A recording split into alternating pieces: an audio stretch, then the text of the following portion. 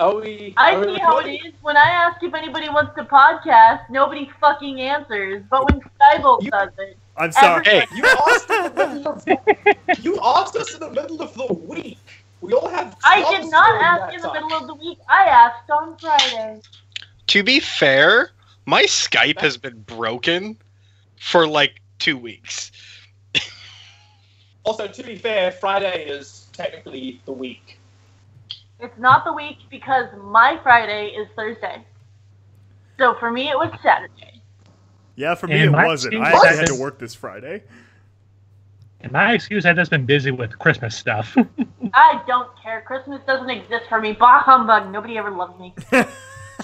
I think I triggered her. Damn. It's funny because she's horrifyingly lonely and no one likes her. I am actually very, very lonely. So much. It's really bad. It's I know it's that not feel. good. Right?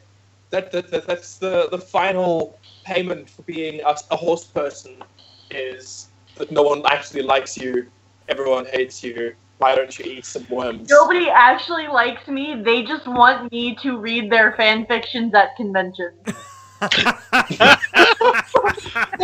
no! Podcast since EQLA. I need to tell you guys the story Okay, let's of do my it. first panel by myself. Oh shit! Yeah, well, I mean, technically, you had Dusty with you because he unexpectedly joined. I had Dusty and I had Mums with me, so they were nice. Mostly when people were asking about writing, and I don't do writing. I do the editing. It actually got to the point where I was like, please stop asking me writing questions. I just actually edit. If you have writing questions, ask Dusty. Oh my god, they asked writing questions? Someone straight up asked me, like, one of the questions was, what makes a good evil backstory? And I was like, I can tell you the things to avoid. And they go from there. You always start with cackling laughter every time. And they're like, well, what do you mean? What do you mean? What can I avoid? And I said, well, my angry alicorn black and red OC named Midnight Darkness, who fucking Celestia and loves Luna and is best friends with the Tantabis, fucking no. Okay. I don't get that. Like, I know we've written strong villains at EAST Corp, but none of them, I don't think, none of their villaininess has been based on their backstory. I don't think that's a thing we're known for. Is our villain backstory. If you're going to write a backstory for a villain, you need to have something that literally rips their happiness away. Something that people can relate to, like Batman. Like, Batman's parents were fucking murdered in front of him. So As a child. As a child. So he went from having everything in life, you know, being rich, to having his parents, to suddenly not having his parents and not knowing who the murderer was. So but yeah, still being very rich. Still being very rich. Still very rich. So they need to have some kind of a backstory that people can relate to, not just they're evil for the sake of being evil. Well, I mean, technically, but if you recall, in the exact same universe, you get the Joker, who giving him a backstory makes him weaker. The closest thing that people have come to accepting as a backstory for the Joker is the Killing Joke, and even that people only really accepted because they only kind of confirmed it, but also kind of said it's probably not true. I'm not a fan of the Killing Joke backstory myself. I don't like the Killing Joke period just because I can't see Twilight Sparkle fucking Batman. That was the best part. So much because I love the comics. I fucking love DC's comics, and Batgirl has been my favorite character from the DC comics for fucking years now, for like the last 3 or 4 years. I have fucking loved Batgirl, and I was so goddamn excited when the Killing Joke movie was like, we're going to expand her role a little bit, and then it was, we're gonna get Tara Strong to voice her, and like fucking that's amazing. That's absolutely fantastic. And then nope.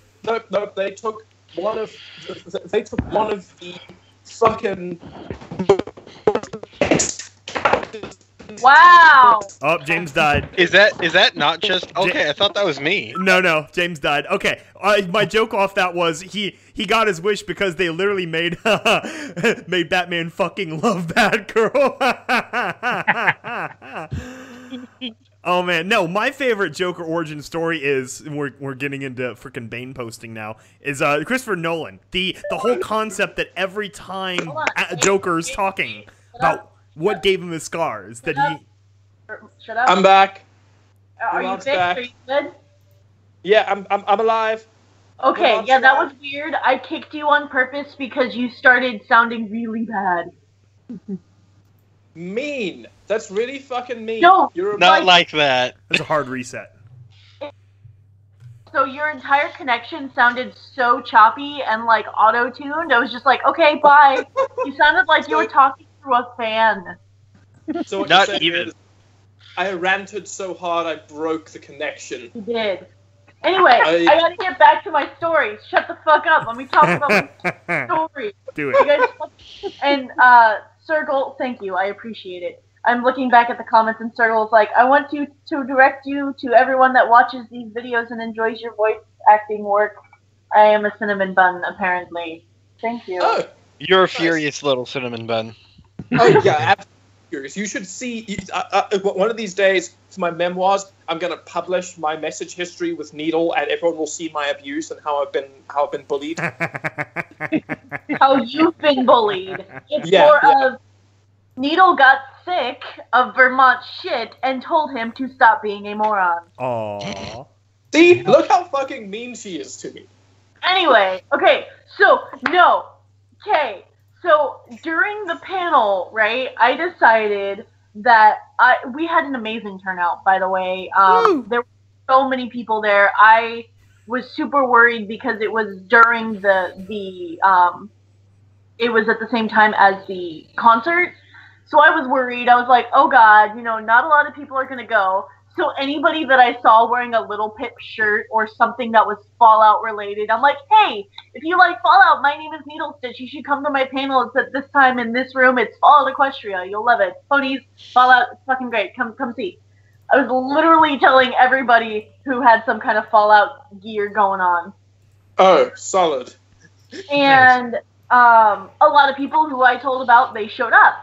And there were a couple of people who straight up, like, when I asked if anybody had any questions, they raised their hand and they're like, I don't have a question. I do have a comment.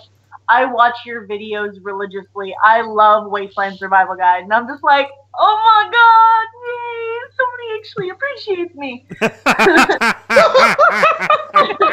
I wish I could have. I tried to live stream it, but the Wi-Fi wasn't good enough for me to be able to live stream it. But I straight up said, I was like, thank God somebody appreciates me because Vermont doesn't. Yeah, it's true. Awkward Vermont doesn't silence. appreciate Needle. I only asked her to voice most of my every main character I've written. I'm joking, Vermont. You know I love you. I know. I love you too.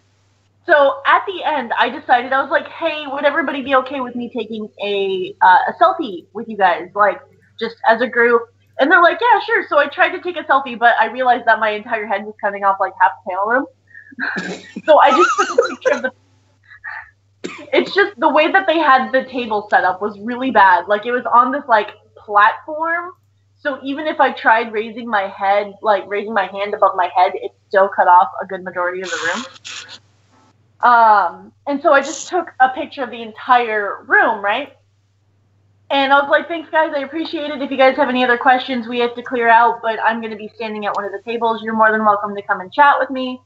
And I went out and I started talking with some people, and there was this guy who was like, hey, I really like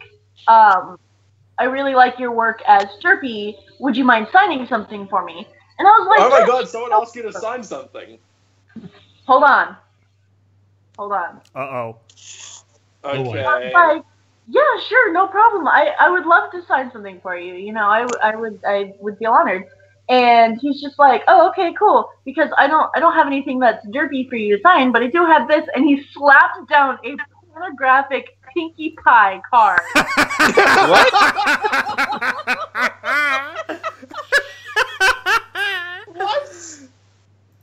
What? Okay. And I'm sitting there looking at this card, and I'm like, I don't know if I can because this is You know what you do there is you sign someone else's name. Yeah, you Oh, signed sorry, Vermont's name. Vermont. Hashtag Zebra Dick. His real name on there. Oh my god, that's even better. Oh my god. So, like, because porn at this convention is absolutely, like, not okay. Like, Yeah. you have anything that is remotely pornographic at this convention, you are banned. Yeah. You're at gone. Yeah. You are done. So, He flashed you some gray market. and he was just like, please, like, I would really appreciate it. And I was like, all right, fine, I'll sign it. Oh my god. And I knew that this guy existed because my friend Maddie had come up to me and was like, oh my god, girl, you'll never believe what happened. There was this guy who came up to me and had me sign this pornographic sunset shimmer picture. Oh my god.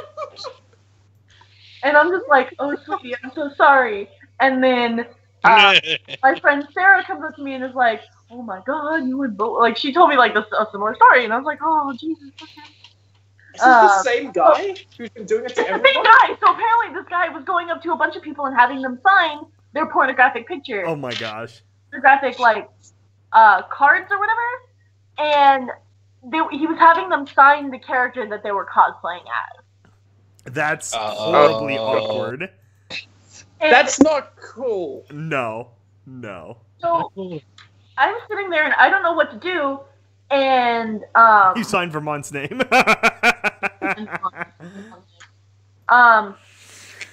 So, Mums had come back. Mums was supposed to be my fucking spaghetti strainer, but he disappeared. Yeah, it's supposed to be Like, I was literally, like, frantically messaging him, like, come back, where are you? Why are you still talking to Mason? I see you right across the room. I need your help. Please help. And he's not answering his fucking phone. And then he eventually comes back and says, what's up? And I was like, I hate you so much right now. fucking What did god. I do? And then I told him what had happened, and I started having a little bit of anxiety because I was kind of freaking out. I was like, oh my god, am I going to get in trouble for signing this card? Like, I don't want to be the one getting in trouble. I don't want to be the one getting kicked out because it wasn't my idea. Like, I was just kind of thrust this card and did not have any say in it whatsoever. Well, that's one of those situations, like, it's so unexpected where you don't even have, like, a registered reaction to it. I don't know what I would do either. Like, this is in retrospective comedy, but it's like, when you actually find yourself in a situation like that, you're like, what the hell? What is this? Why are you doing this? Right? And so I'm like, what do I do? And then Mums was like, well, who was the guy? And I was like, oh, it was this one dude. He looked like this. And Mums was like, wait, didn't you get a picture of the entire panel room? I was like, yeah. Wasn't that dude sitting right at the front? Oh my gosh. And he's like, let's go find Casey. And so we took it to Casey, and we showed Casey, and Casey took care of it. Okay. But I'm just like, I was like, what do I do? Like, I was like, kind of like, I don't mind porn. Like, I'm not a prude at all. I don't mind porn. But like I said, at this particular convention, porn is not okay, period. Like, illegal at this convention. And I'm just like, oh my god, I don't want to get in trouble. What do I do? I think the worst part about all of that is I think I would have signed it if I was there. I did sign it. Oh, so you did actually sign it? I did actually sign it because I didn't know how to politely tell him to fuck off because it was just me and Mums here. I would have thought it was fucking hilarious and then signed it and then freaked out later, but... Yeah, I'd probably do what James did. So I signed it, and then I started freaking out. However, now that we've had this conversation, I'm registering new, if that actually happens somehow. Definitely. You're like, now I need to think of a preemptive strike. Like, what if this happens again? Well, now I signed Needle's name. Because I feel like bringing porn to women is more common for some fucking reason. Like, Bronies just seem to think that all women are okay with it. No, it's they are misled by porn. Definitely wrong. Exactly. Definitely. The thing is that Needle seems to have... That's the thing is that it wouldn't happen to Skybolt and I. Because we have penises. So, fair warning, if you guys ever meet me at a convention, like any of you guys out there who fucking listen to this shit, if you guys are out there and you do have porn that you want me to sign, please, for the love of God, ask me first. Yeah. I may be okay with it. I may not be okay with it. Yeah. It really just depends on what it is. Just say, hey, I have this picture. It's a little bit more lewd than usual. Like, would you be okay? And if I look at it and I'm fine with it, then we can go somewhere else where it's out of the view of children, and we can sign it. This is really the answer to most things. It's like just, any famous person too. Not that we're famous, but, relatively speaking. Just treat them with normal respect or whatever, and it'll probably be fine. Treat them like a normal person. Don't go, like, full spaghetti on people. Goggles, I'm not going to sign your butt. I would not offer that, I promise. If you bring me a plushie of your horse, I will sign its butt, but I will not sign your physical butt. It depends on what kind of plushie. Yeah. Goggles, I will sign your butt. I will sign your butt. Vermont will. Vermont will sign all of the butts. I will not touch fine with signing somebody who I do not know's butt. Vermont has no standards. So. Vermont is very gay. Oh. Yeah, this is true. This is also true. I'm a big fan of penis. I'm a big fan of dick. So hashtag Zebra dick.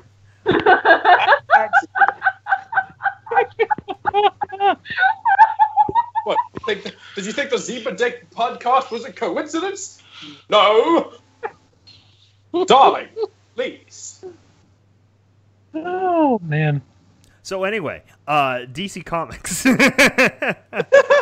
I was trying to transition earlier from the bad villains debate at the beginning to, has anyone seen Justice League? I refuse to watch it. Okay. I have not seen it. I hear it sucks. You can literally draw everything from the Red Letter Media review. This is a very pro Red Letter Media podcast because they sum it up perfectly where, not Darkseid, freaking Steppenwolf is like a PlayStation 1 tier villain in terms of design and depth and complexity.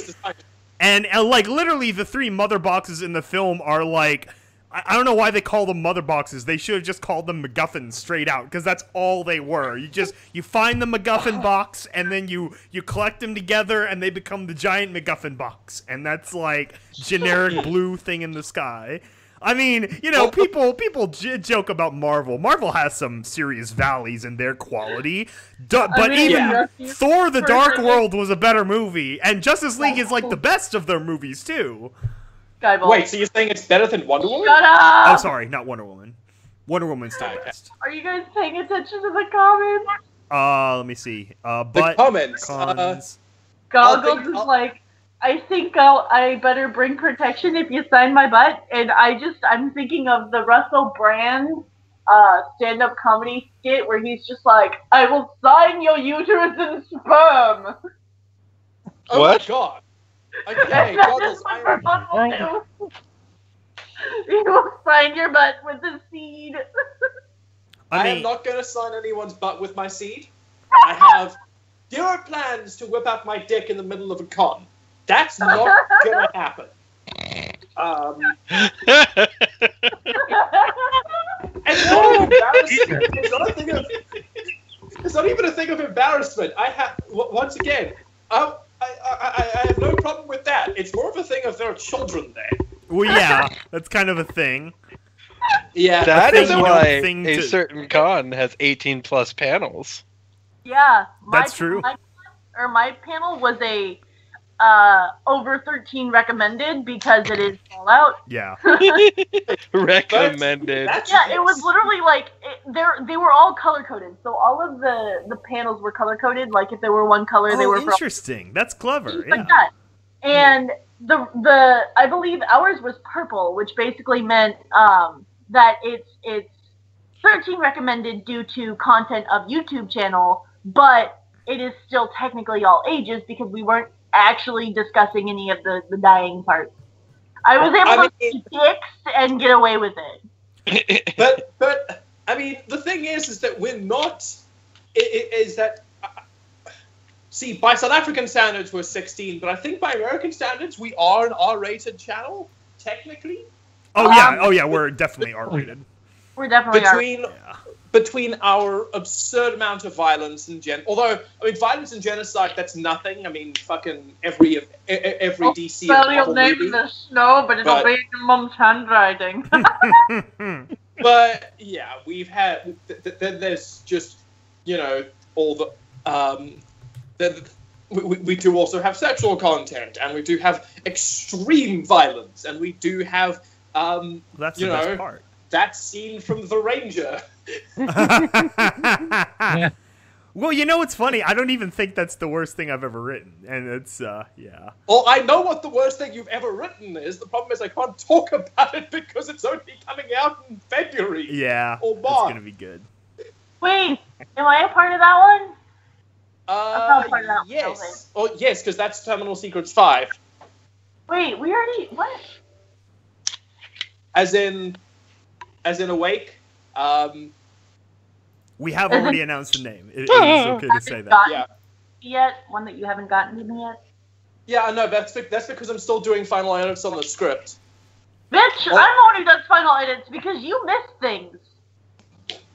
So aside from grammatic errors, I'm doing the actual final edits, as in just tweaking dialogue here and there, or adding in a few pieces just to make sure that it's that it remains perfectly intact to the overall Terminal Secret story. Although I will say, I think this might be the episode that I've had the least involvement with in terms of the script. Because normally what happens is I write the the Butterfly Stable X storyline with Stable Control and all that, and then Skybolt or Mohan will do the experiment stuff.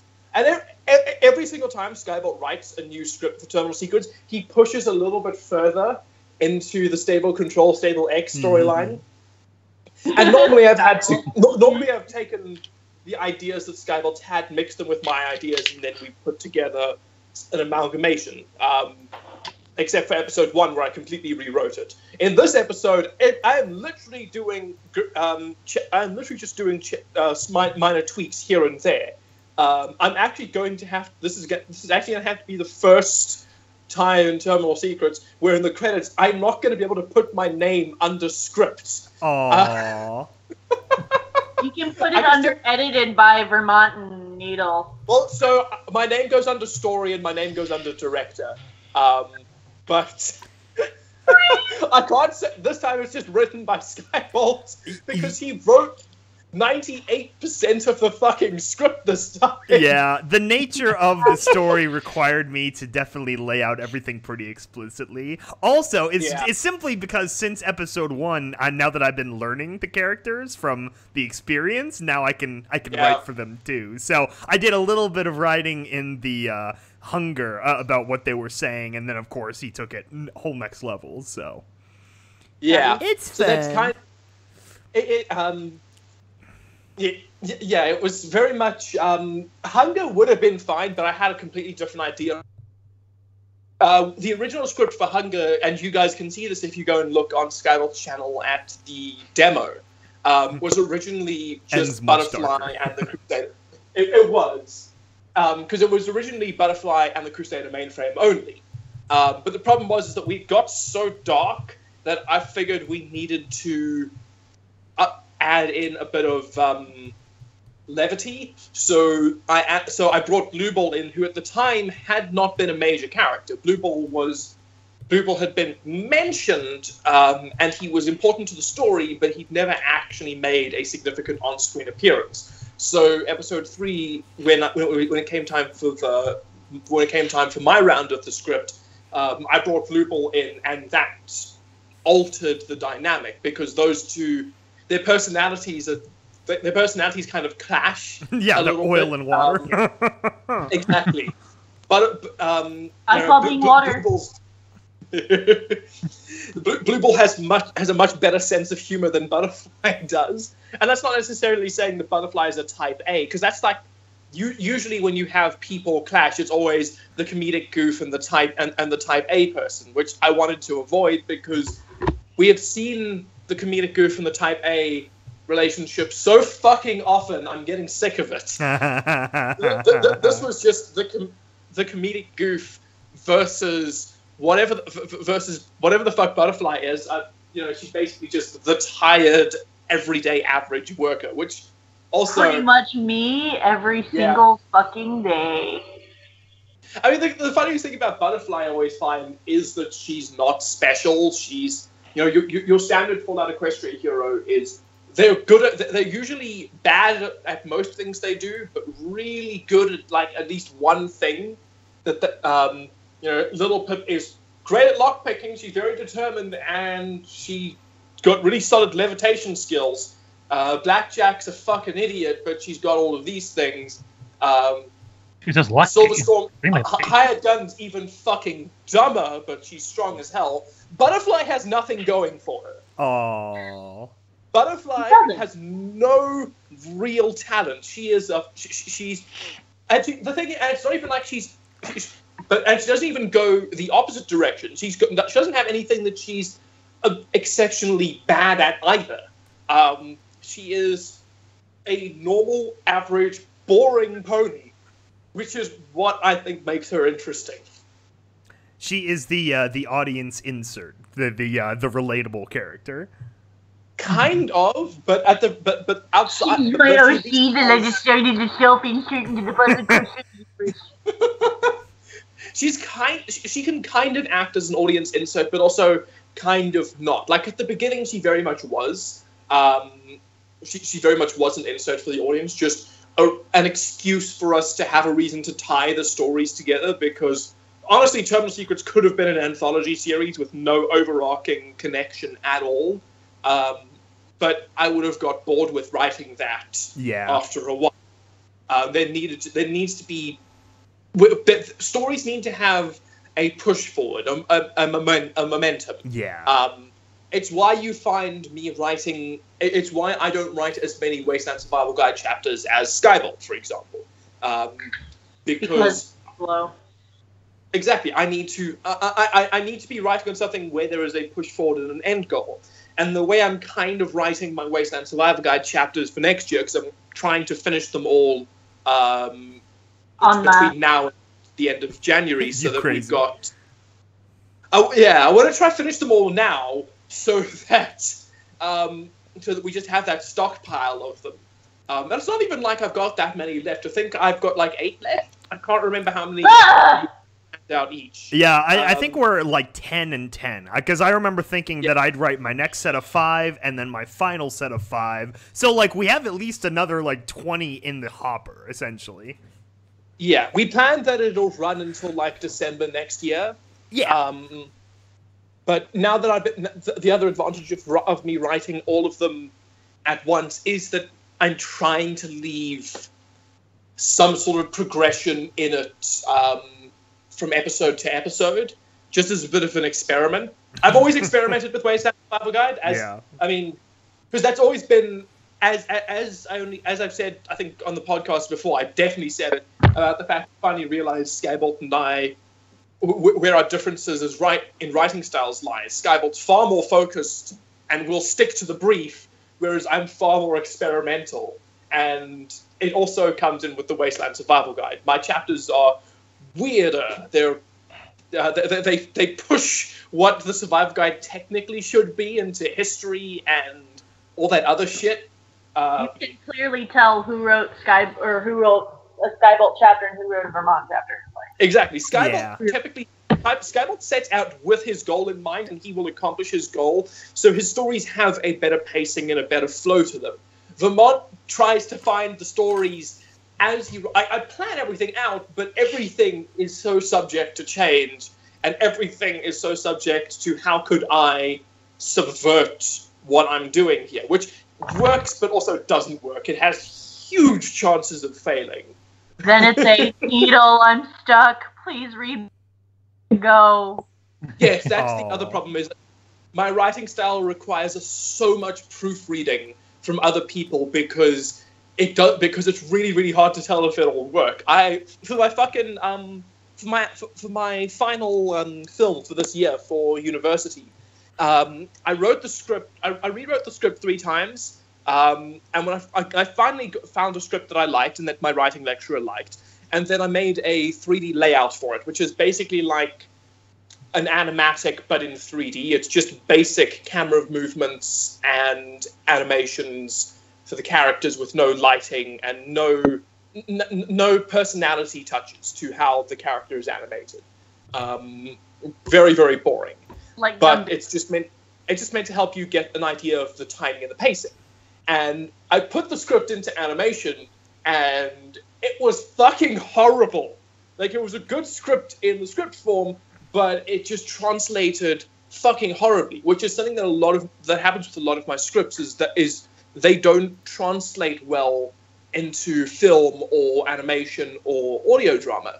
So with that one, I had to rewrite it in a week, and redo all of my animation pre-production work, so that I had to redo my animatic, I had to redo my character bibles, I had to redo all of my essays to match the new script. It was fucking ridiculous. That really reflected in my marks when I went to go see my lecturer, and he was like, "Yeah, so on this assignment, on the narrative portion, you got 65, which clearly is from the script changes, but everything that you submitted before you made the script changes got an 85. The only problem was the narrative section was weighed more heavily, so I did not get an 80, which was fucking annoying. I got an A-. Fucking shit, no. I don't know why I ended up at that point, but fuck off. Good job. That sounds like a weird percentile system, too. It does. Oh, That's how Is that like Celsius points? That's how my school system worked. We did out of 100. Yeah. No, you said out of 100, but like James described it as like out of 85 or something. Because you said you got an A-, right? Well, so I got an A-, which is 74. That was my final. What the hell is that? Get out of here. The podcast just drove through the backcountry. Sorry, I didn't realize you could hear that. Yeah. We just drove down south. It was a cat. Actually, that sounded like really that sounded It's like a yodeling Jingle Bells cat. Exactly. So that was on Facebook. We didn't go down to the south. I thought we were about to play dueling banjos. Oh my god, Or fucking in the love Alps, it. okay? Yeah. So the writing styles are definitely different. Definitely different. Wow, that was. God, there are so many weird fucking tangents that we do. Oh, so I'm also watching Ruby still, and they just did that thing that I really hate in shows now, which is so many things I really hate, but this thing I really hate is about the frickin' magic. Now, okay, so now, like, they're like, okay, if you don't watch Ruby, this is slight spoilers, but you could probably see this coming. It's like, so they finally met up with the Crow and Raven and whatnot, and they're like, oh my god, you can turn into birds? What? That's impossible. I'm like, what the fuck you mean impossible? You've got, like, every other person has some weird different superpower. You've got, like, Sun who can duplicate himself, like these, like, shadow clones, and, I mean... all the frickin' glyphs and crap that, like, Weiss can do, and they did The first time I really experienced this was with frickin' Avatar, The Last Airbender, and it's like, you can't do this storyline. You can't go on about like, but that's magic, that's impossible, when you have a bunch of magical bullshit that you already based your entire series around. It's like, Exactly. that's bullshit, especially for Ruby. Like, okay, Avatar, you've got a few concrete things. You've got 4 special powers, the bending, and then you've got like the spirits. But the spirits are a major thing, and they do all sorts of crazy crap. So the first, like, what was it? The volcano episode where she's, you know, she's witch doctor. They're like, oh, you know, this is bullshit. It's science and stuff. I'm like, why would it be bullshit? You just had this giant mythical spirit monster come out of a dead forest and take people away. It's like, are you kidding me? And now Ruby's doing this crap too. Like, come on. And it's like, the writing feels like it's taken, like, a step down even from season 4. Oh, no, the writing has not been good this season. I watched the most recent episode yesterday, and, like, that's the most annoying is the animation has got better. The animation is on fucking par. The sound is on par. The production elements of the show are brilliant right now. It's, like, it's not perfect, it's not amazing, but it's really fucking good. And it's amazing to see how far they've come. But the writing far back. Yeah, oh my god. I don't know what's going on in the studio or whatever. It's like, but like, this is so strange. And it's like, it's weak too, because they're like really driving into some emotion stuff that like, now you're starting to see the cracks, the limitations of the voice cast, which it's no hate on them. I'm glad that they got to do what they got to do, but it's like, couldn't we have done a few more takes of this line or this line? You know, like even, you know, they've been doing this like 5 years now. They should be like a little bit more experienced. I don't know. Like the voice actors have got better. It's one of the things that I've really loved about Ruby is that, you know, is that you have been able to see it get better. Like you've physically been able to see the team get more skilled as they've made the product. And I agree with that, but it's like when Kara stands out so much against the other 3, I can't see past it. All I see is my wife's waifu being the best in every way, and all these others are just crowding her out. Your wife's waifu is shit. Except the thing is that they've got really their supporting cast are voiced so fucking well. That's the other problem. Because for Crow, I mean, they got I can never pronounce his name properly. I know, but they got the dude who voiced Edward Elric in Fullmetal Alchemist. Yeah. You mean Vic Mignon? Pardon? Vic Mignon? Yeah, That's him. It, yeah. Yeah. No, he voices Crow, and he's fucking fantastic. Crow is and then obviously they've got Ozpin, who's voiced by Shannon McCormick, who was just a long-time veteran of Rooster Teeth. With his Agent Washington voice, but so all of their supporting cast. I mean, even Cinder's voice actress has got better, but she's still not amazing. No, she hasn't. They literally muted her an entire season because of how bad her voice acting was. they actually muted her. I mean, it's the funniest damn thing in retrospect. I'm like, is this really it? Like, they're going to keep her quiet the whole season? Oh, yep. Was there any plot reason for her to be without a voice? Nope. They just want her to shut up a little while. Well, I really think they should. I wouldn't have minded if they kept her mute. That would have been a really interesting character trait. Because you don't actually would have had a lot of sign language. You don't actually see a lot of mute villains. Like there was the fucking Combustion Man or Mr. Boomy Dude from Avatar, that firebender who shot explosions out of his forehead. Well, I mean, freaking Neapolitan, she's still a better character, and she had no voice actor or actress. Maybe someone did the grunting. Who knows? Yeah. Neapolitan was really, really great. I actually kind of wish they... The thing is, I wish they'd kept her... I understand why they got rid of Roman Torchwick, but I wish that... Like I get why, but I really wish they hadn't. We didn't see her die yet. I still want to see her pop up somehow. Yeah. And I loved in Ruby Chibi how they turned her into the Wile E. Coyote character. That hit me I felt it, because I grew up with Wile E. Coyote. That's good shit. But the question is, where did you feel it? The problem that I've had with hashtag zebra dick. the big thing Everybody with, at EAST Corp, hashtag zebra dick. Do it on Twitter now. That's like how they announce our podcast now. Damn it. The big thing that I've found with Ruby, unfortunately, my big problem with it is that Red versus Blue will always be better.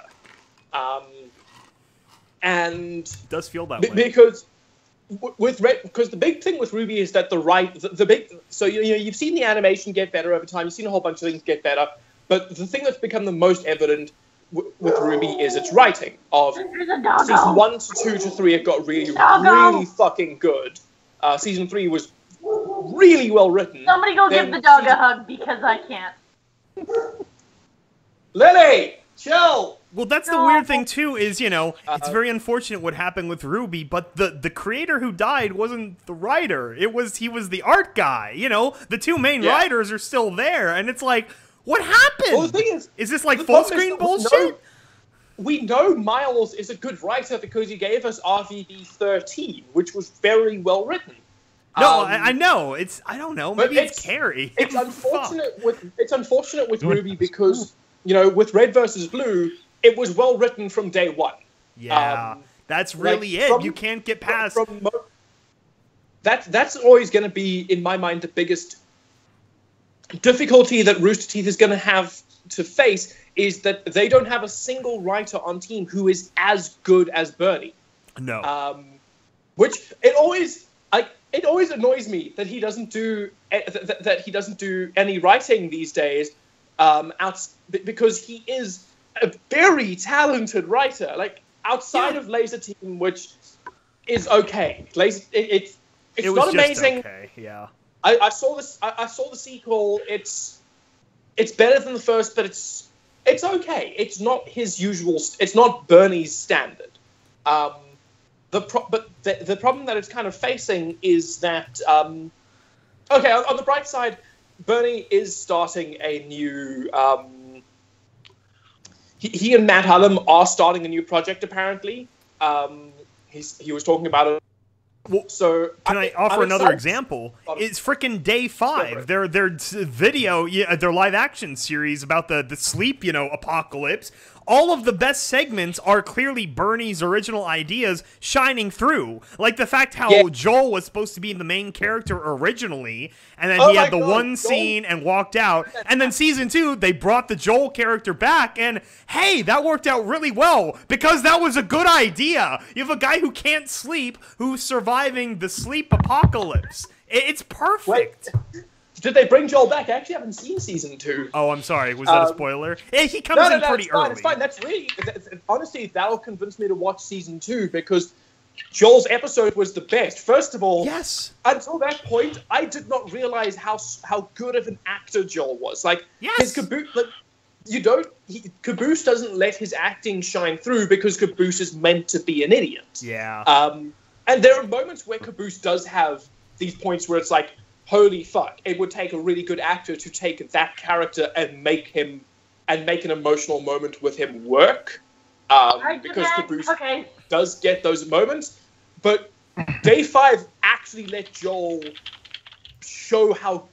let him show off his acting chops. It was fucking fantastic. Oh yeah, and season 2 is that, but for 4 more episodes when he comes back in. Is it for 4 episodes? Yeah, he comes back in, I think, in episode 3, and he's a permanent cast now, which is so great because, again, like, it's obvious that's where Bernie got the idea, was he read about this thing I hadn't even heard of, and I love shit like this, too, about this, fetal, what's it? Yeah, it's like a prion disease that's, like, slowly eating your brain, but at one point you literally can't sleep anymore, and so, like, to introduce something like that into such an interesting, like, such an interesting take on an apocalypse that no one's ever done before. It's like you have all these golden foundations for a story, and then you can see there's a lot of bullshit around the fringes that it's like, okay, that's Chris and whatever, they're just whatever. And I'm like, can you get back to the Bernie stuff, the really interesting stuff, please? Well, yeah, that's the other thing is that he came up with such a fucking fantastic. I'm sorry, which one? Such a fantastic idea. I mean, it's basically like if you watch. Go ahead and keep talking. If you watch if you watch any of Dan Harmon's shows, it's the exact same thing. You can see the things that Dan Harmon wrote, and you can see the things that everyone on the writing team who isn't Dan Harmon wrote. That, like, if you get into the Rick and Morty season 3, you can see less influence from Dan Harmon. And it's killing the show like a cancer. Because of all, exactly. Because the problem there is that there's such a huge focus on the comedy in that show as opposed to the drama. Whereas the best moments of the series are when it got dramatic and serious. Yes. And it's the same thing with Ruby and Red vs. Blue, where, especially with Red vs. Blue, it's why I love the earlier seasons so much. Like fucking 2 through 6, and maybe pushing it up to 8, where they struck that tier balance that you got from Avatar of comedy versus drama. And it's very rare to find shows that can balance comedy and drama so fucking effectively. It is hard to balance that shit, and some of the best writers out there can't do it. And it's impressive when shows do it. And that's one of the big problems with Ruby, is that it doesn't necessarily... its two biggest tiers is the character drama and the action. And the biggest problem with season 5 is that it has been all character drama and 2 brief action scenes. Which, no, you have a team I can of literally animators. hear Needle wrapping her fingers. Why is Needle wrapping her fingers? Because she's trying to talk. Oh shit! I'm sorry. I didn't even know.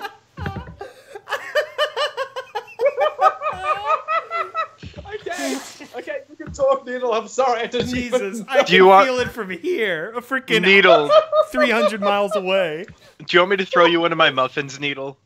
Would that make you Needle, feel better? now is the time to do the weed. Go full organ. It is time to chill. No,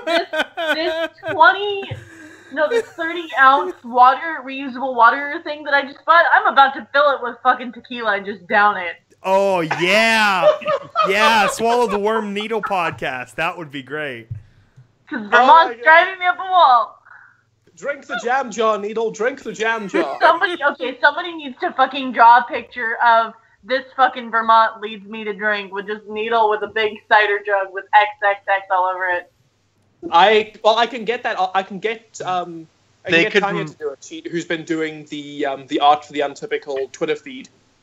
They could always model it after Needle? my You giant see a 1.5 trail of liter Jack bottles Daniels. following her to her room. She okay? I decided to try a new writing style yesterday, and, well, apparently it led her to drink. Well, actually, I gotta actually head out. I've got a Secret Santa. Aw. Have fun. Boo. Bye-bye. Bye. Well, it's Needle's turn now. Say a word, Needle. Say the words. Can we stop talking about Ruby? Because I don't give a fuck. Oh, yeah. Okay. I don't even know what Ruby is. It's literally I sometimes forget that there are people who aren't Rooster Teeth fans. Yeah, you see, both James and I, we got a lot of early inspiration from Rooster Teeth, so it comes through pretty often. Hey, the early seasons of Red vs. Blue were awesome. Yeah, no, that was my shit. I got in on season 3 and never looked back. Well, I mean, yes, Red vs. Blue. There has been one bad season of Red vs. Blue, and it's 11. Yes. Outside of that, Red vs. Blue is one of the strongest shows that you will ever watch. Well, it's like an internet history. It's this like giant epic that went from being like an old school internet show to this like phenomenon, and put them on the map as a studio. And it's also important to state, and the thing is, Red vs. Blue actually doesn't get enough credit for something really, really important, is that it might actually be one of the most important pieces of entertainment of the modern era. It's literally what gave us machinima. Yes. Yes. Well, it didn't just give Not us just machinima. that, it gave us It YouTube. gave us exactly Rooster Teeth with Red versus Blue were the people who proved that you could make money and make a career with online-only content, that this was a viable platform. Chances are, without them, it would have been years before we had YouTube, before we had Netflix, before we had Hulu, before we had any of that shit. Without Red versus Blue, we wouldn't have had that. Eventually we would have got it, but it would have been many years later. Yeah. And it would have been the steps would have been far more tentative, because those companies were at that point companies who, at that point, when you are a company that large, when you take a step into something uncertain, you take those steps very tentatively. Whereas with Red versus Blue and Rooster Teeth, they had nothing to lose, so they just dove into it. And we'd be 5 years behind where we are in the film industry without them, and they don't get the credit that they deserve for that. Yeah, and a lot of it, obviously a lot of it does go back to Bernie, from the writing to the voicing, but he was also a very successful businessman before all of that, so he had the money to sort of put in on it and get like early capture cards when things like that just didn't exist whatsoever. And he had the film school experience, because that was his passion and stuff, aside from working in their freaking telecom industry in the 90s during the freaking, what was it called? It was like the Silicon Hills or whatever, the Texas Silicon Valley with like Michael Dell and those people. And so, yeah, I mean, really, without because there were internet shows before them. There's stuff like Homestar Runner, but they proved that you could make it like this elevated thing, that you could really challenge the gatekeepers of the networks and the television and stuff, that you can think of if he had brought his script to some sleazy Hollywood executive sitting in, their 20th story suite on Sunset Boulevard and be like, they're thumbing through the script and like, what's this, Halo or Space Marines or whatever in 2000, it could have probably gotten tossed in the trash. I mean, people don't understand how many great scripts get tossed aside because of one executive or another, or a finance guy or another. It's like, how much art dies in Hollywood? I mean, fucking, even now, even if Bernie was to take the script for Red versus Blue, go to a Hollywood executive now and give him the script, it would still be tossed out. Yes. Despite the fact he's like, hey, motherfucker, here's 15 years of proof of how successful this script would make you. But, okay, cool, throw it out. Fuck you. A good example of all the death that goes on in Hollywood is the Halo movie that never happened. Oh my god, right? Don't get me started on that. And the Splinter Cell movie that never happened. Yep. Yeah. There were talks that they were getting George Clooney to play Sam. Yeah. And the worst part too, it's just like with everything, if they were going to make like a video game movie, because that's such like a stereotype now, like a dirty word, it's like, bring on the original writers. Like, if the game had quality writing from the start, bring on those original writers who know what the fuck they're doing, so they can, I mean, of course, screen adaptation, it's always a little different, but it's like, they know the core of why the story worked. Usually, I mean, unless you're someone like the frickin'... Well, here's the problem, too. Like with Avatar, The Last Airbender, it wasn't the writers who were translating the story to, King Dumbass M. Night Shyamalan. It was the two main art guys, whereas the actual writer, Aaron Ehasz, had already left. And now, apparently, Aaron Ehasz has some new show coming on Netflix, which will probably be great. He was the heart of Avatar. God. Mm-hmm. Well, yeah, because he's... All the Avatar guys are writing their own projects now, and there are some really fucking good ones. Yeah. Because Brian Michael Bendis is also... Well, hey, Needle, we switched topics. We're on Avatar. We swithed topics.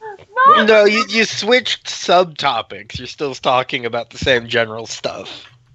Well, yeah, I mean, we are film... Talk about his film nerd stuff.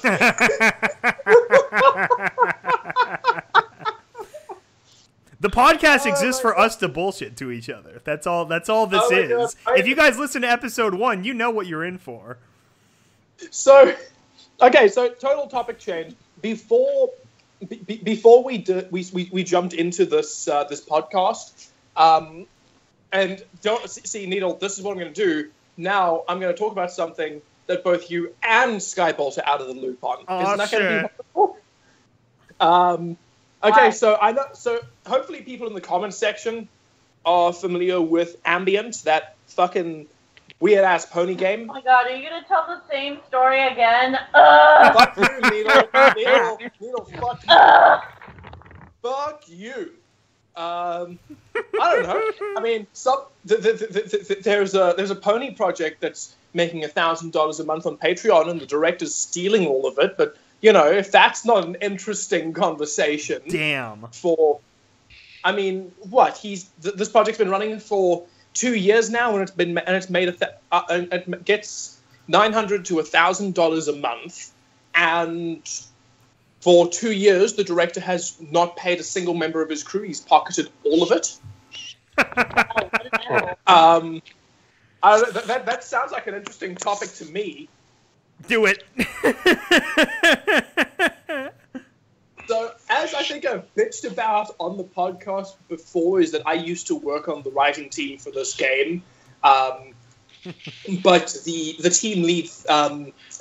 I got into a lot of disagreements with the team lead because he's a terrible, horrifyingly bad writer. And his sort of his style, it's very blunt. It doesn't help that English isn't his first language. It quickly became apparent that he only hired writers to translate.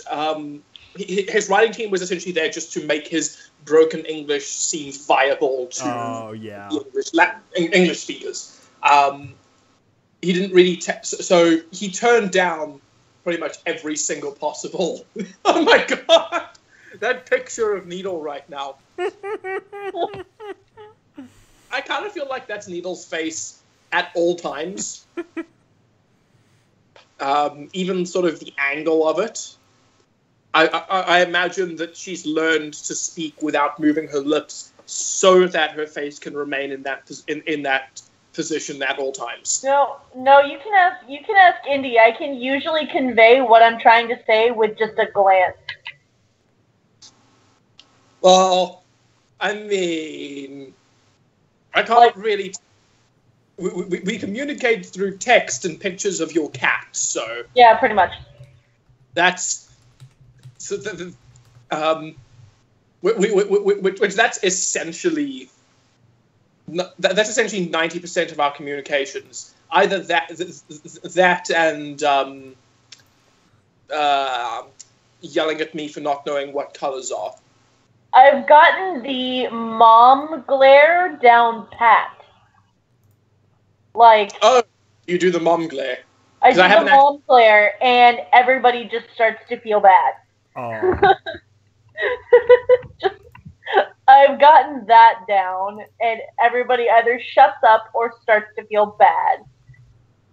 We're busy scrolling through our conversation history. I just found my all-time favorite video, which was you saying that I don't love you, that no one loves you, and then filming your cat and saying, at least my cat loves me, and then the cat ran away. The one that you posted on Twitter without my permission? Yeah. Yeah, that one. I post everything on Twitter without your permission. It's fucking amazing. I love my life.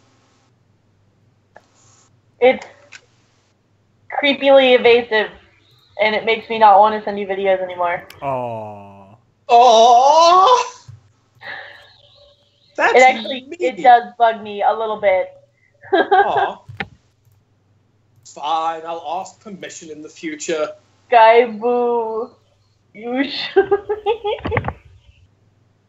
Boo. What? Have you seen the new picture we dropped? Guy boo. What is that? Usually. Usually. Yeah, that actually sounds... Yeah. Because Skyball only actually really pops up into the EAST Corp chat just to stir shit occasionally. Yeah. And to bitch about EQD. Oh yeah, every time. Equestria Daily didn't fucking post our video on time. What asshole? They never do. I mean, the fucking the Open Up Your Eyes, which ended up in the bonus music, Which is bullshit. Fuck them. Why in God's name did they do? I mean, no, EQD, fuck off. Oh shit! I see we're about to break 1,600 subs. Oh man. Yay us.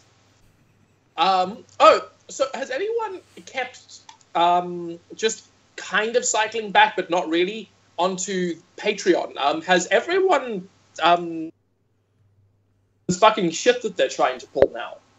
Oh no! Actually, I saw you posting it in the lounge, but I don't actually know what was going on. What happened? Okay, so what Patreon are doing? So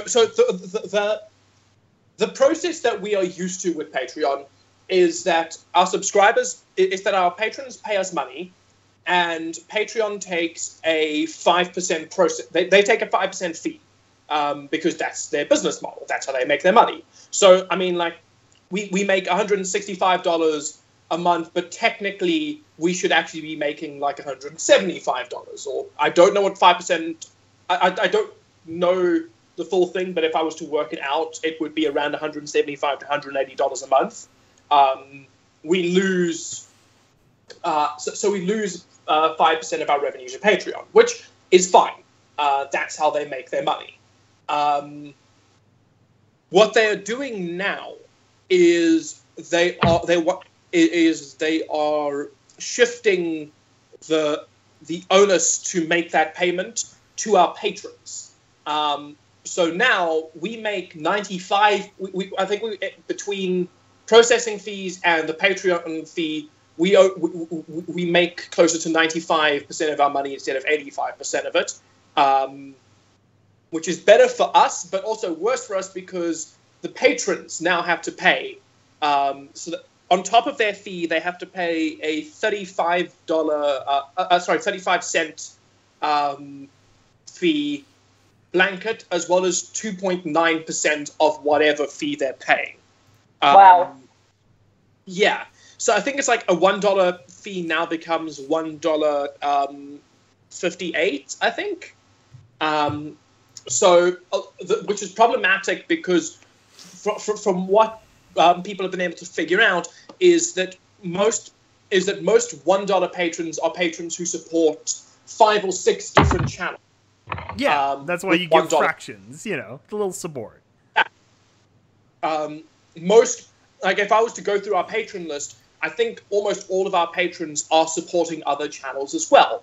So what Patreon is doing now, aside from the fact that they're making our patrons pay for donations, which is fucking horrible, they're also killing the lower tier subscriber base, because we could, for example, adjust revenue so that we could adjust our prices so that the $15 tier is now $14 or $13, and the $10 is now $9 or $8, and the same for $5. We can't lower the $1 tier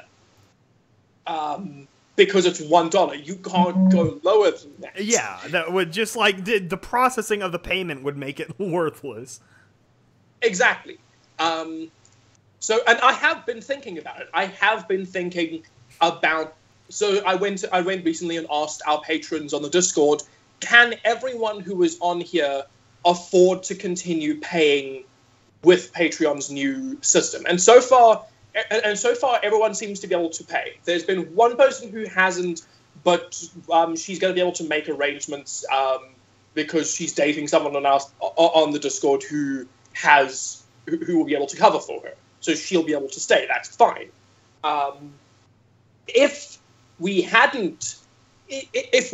people who weren't able to continue supporting us, we would have had to make that change in order to keep them on, because otherwise we lose money in the long run and we lose patrons. We don't want to lose patrons. They've that's like the best part about our Discord servers. They've become part of the family. Our Discord server is fucking wonderful. Yes. Especially the booty barn. Booty barn is the best. Especially the booty barn. Our booty barn is fantastic.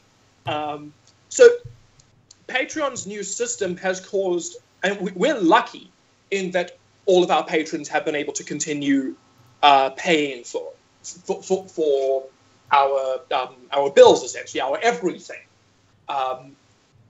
Other channels have not been so lucky.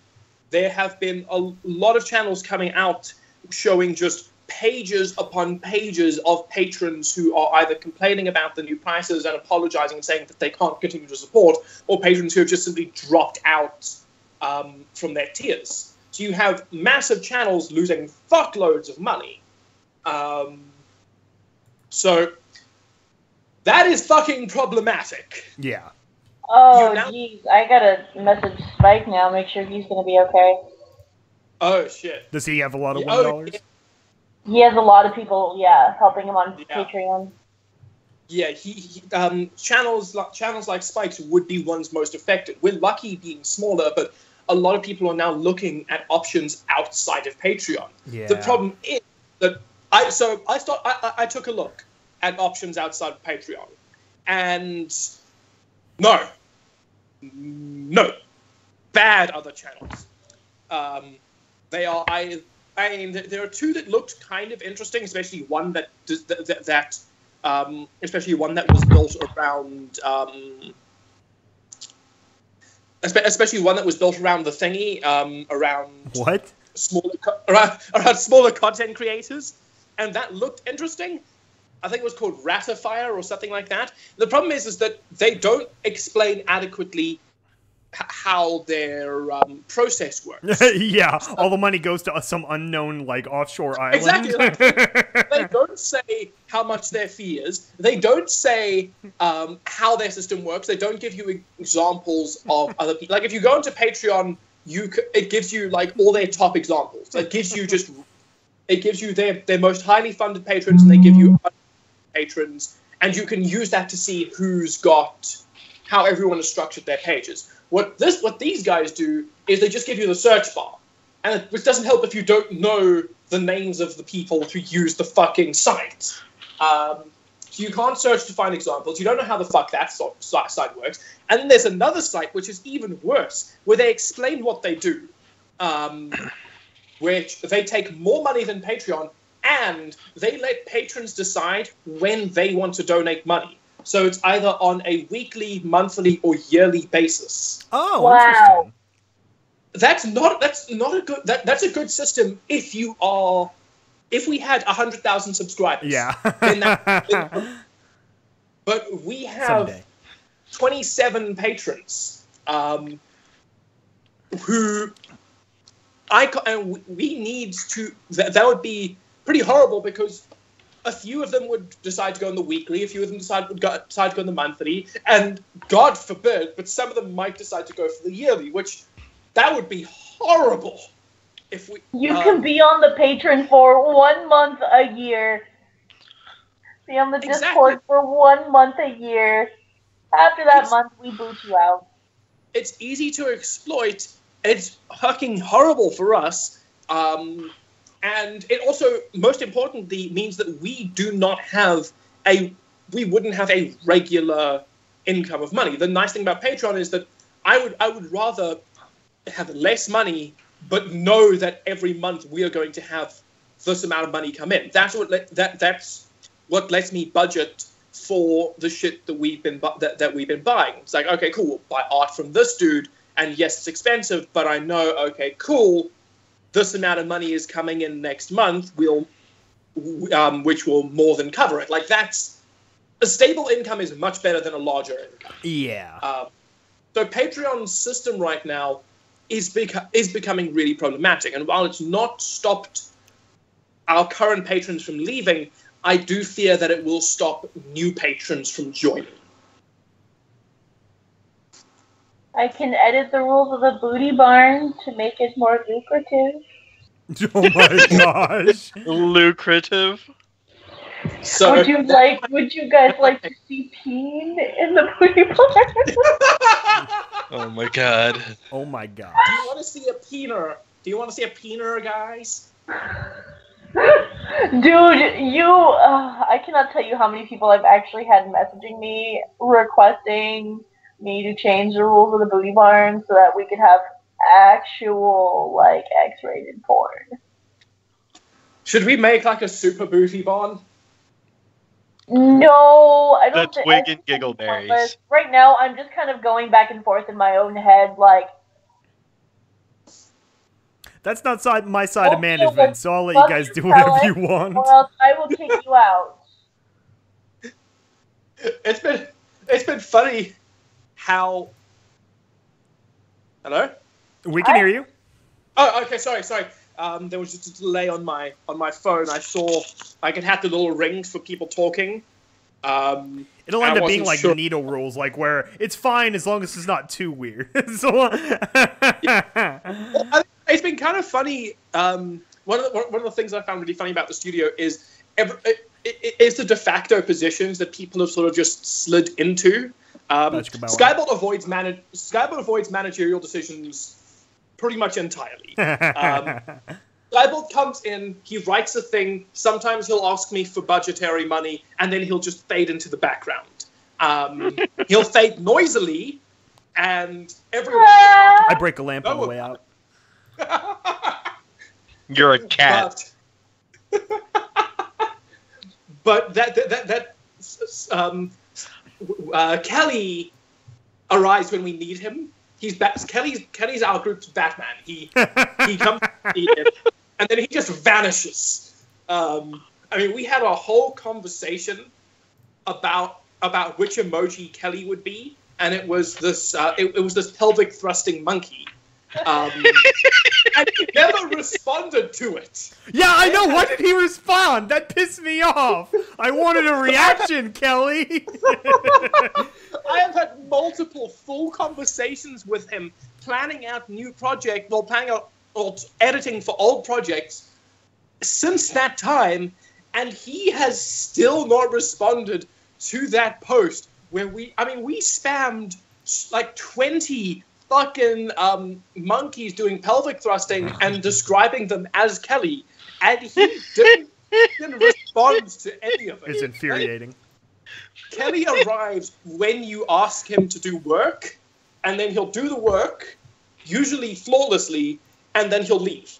Or he'll respond when I'm, like, profusely apologizing for my random noises when I'm recording. And then Vermont doesn't tell me that he's going, so I don't edit them at all because I want Vermont to take out what he likes. Instead, he's just like, I'm going to send them to Kelly. And I'm like, oh God, I yelled in that. Well, and not just like, or like, full on, Oh no, it's fucking fantastic. Kelly gets the weirdest shit from us because I usually I just send, I will listen to the audio that a voice actor or actress sends me, and then just to make sure that I like it, and then it just gets forwarded to Kelly, and he gets to cut out the fluff. But it's Needle has essentially taken on the position of our community manager. She's essentially our version of what's her name? Voice of text, Skybolt. Wait, what now? No, I was saying Needle's essentially become our community manager. I just can't remember who did that. Barbara. Barbara, but Dunk the man. No, not Barbara Dunkelman. Before that, pick your voice X. I have no idea. Anyway. I can't believe I'm blanking on this. Ah, well, never mind. Needle essentially runs out. She makes sure that no one in the Discord steps out of line, or like they usually bring questions and complaints to her. Kelly does actually do something in the community on the Discord, because he comes in and he figured out how to program Discord bots. My God. And so he's just been fucking, every now and then he comes in and fucks around with the bots. Oh no. So that the so that the bots can, I don't know, I think they play Pokemon with the patrons. I don't entirely know how they work. Yeah. But Kelly got them working, and that was a very, very weird. We now have a channel which is just for messing around with the bots, which I think people just use to Yes, something to do with Pokemon and shipping themselves. Yes, they ship so many EAST Corp members with each other. It's really, really weird. It actually does it automatically. You just type in a name and it'll just randomly. Oh, it does it. Ship. Wait, we have automatic shipping robots now? What? Yeah, What we is do. We have this? automatic robots that Kelly built. And then for some reason, I don't want to be teaching Skynet how to pair people together and into some kind of future human farms. We don't need that. We need to introduce this technology. It's all Kelly's fault. And then, of course, for some reason, the bots ship Kelly with everyone. He's the king of the harem. For some really weird fucking reason, I ended up running everything else. I became Matt. I became Matt Hullum. Yes. That makes me Bernie. Yes, I'm so infuriated by the fact that Sky got to be Bernie and I have to be Matt. I mean, it's cool because I control all the money. Yes. But on the other hand, I wanted to be Bernie. If somebody goes to Vermont saying I have a complaint about the booty barn or whatever, he's just talk to Needle, and Needle, I will be nice at first until I get sick of your shit. We had a patron like that once. Look, we love our patrons. We respect our patrons. But be nice. And if you can't take no for a fucking answer, please leave me alone. We demand dicks. Because like I said, I'm very polite. I can be very tolerant. If you come to me with a complaint and say, hey, here's my complaint, here's why I'm upset, reasons, I can work with that.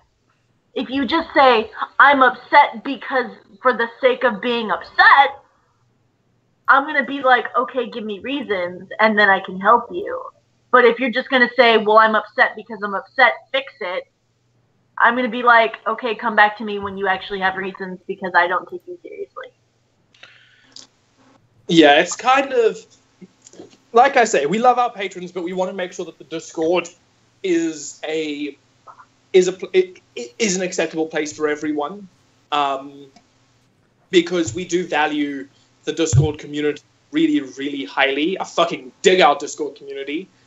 And some of our patrons are fantastic. I absolutely love a lot of our patrons. And if I've had people come to me with legitimate complaints, and they give me legitimate for those complaints, and I've handled it. I've banned people from the booty barn because of that legitimate complaint. Oh. Yep, we had a booty ban. It's a tag now. It's BB. Anybody with the BB tag it's booty ban. Oh no. I remember that. Yeah, you remember that? So it actually I spent a good hour, I think it was, trying to figure out how the tags work. And I made it so that the BB tag, anybody who has the BB tag could see the booty barn. But for whatever reason, it wasn't working that way. It was making so that everybody who had the BB sign couldn't see the booty barn. So I was just you know what, fuck it. I'm going to leave it how it is, and I'm just going to put it on this band, and they can't see it. About 12 hours later, I get a very angry message. Why am I... And I was you can go ahead and look into rules and see why you are banned. There are screenshots. Have fun.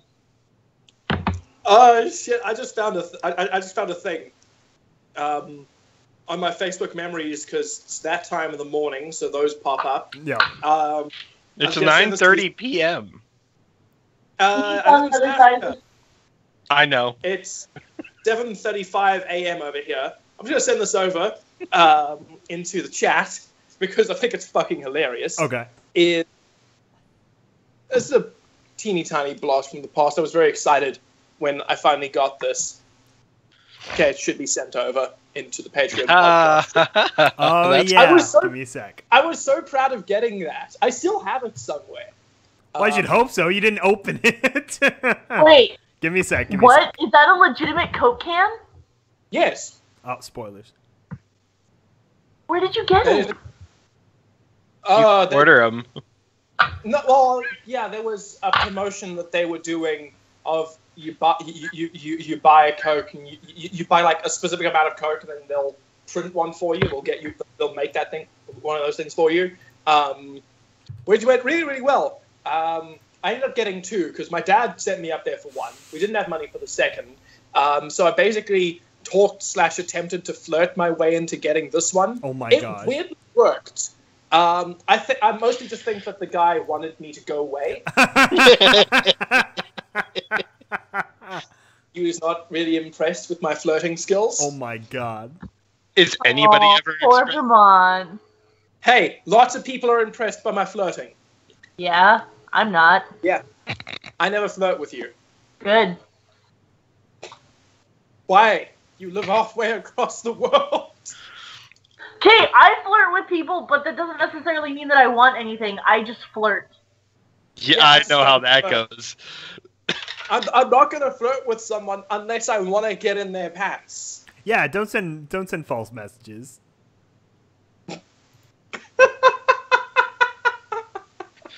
Yeah, Needle. What? No, you were just saying you flirt with people. I do. So Skybolt.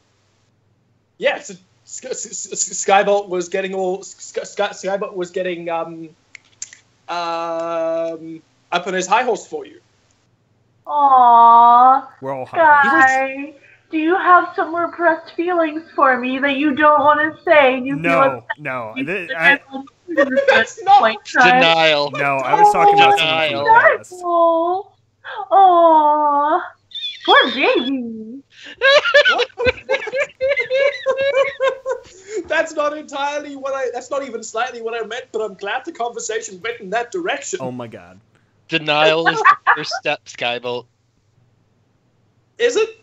I don't know what the stages of grief are. He's in denial right now. He's in stage 1. We'll see stage 2 soon. The thing is that once again, those are all stages of grief because the idea of spending an eternity with Needle Stitch is a very depressing grief thing. Oh shit. That's me. I have no comment on that. Indeed. What? Hey, it's for your sake, Needle. We need some weed. Back me up here, bro.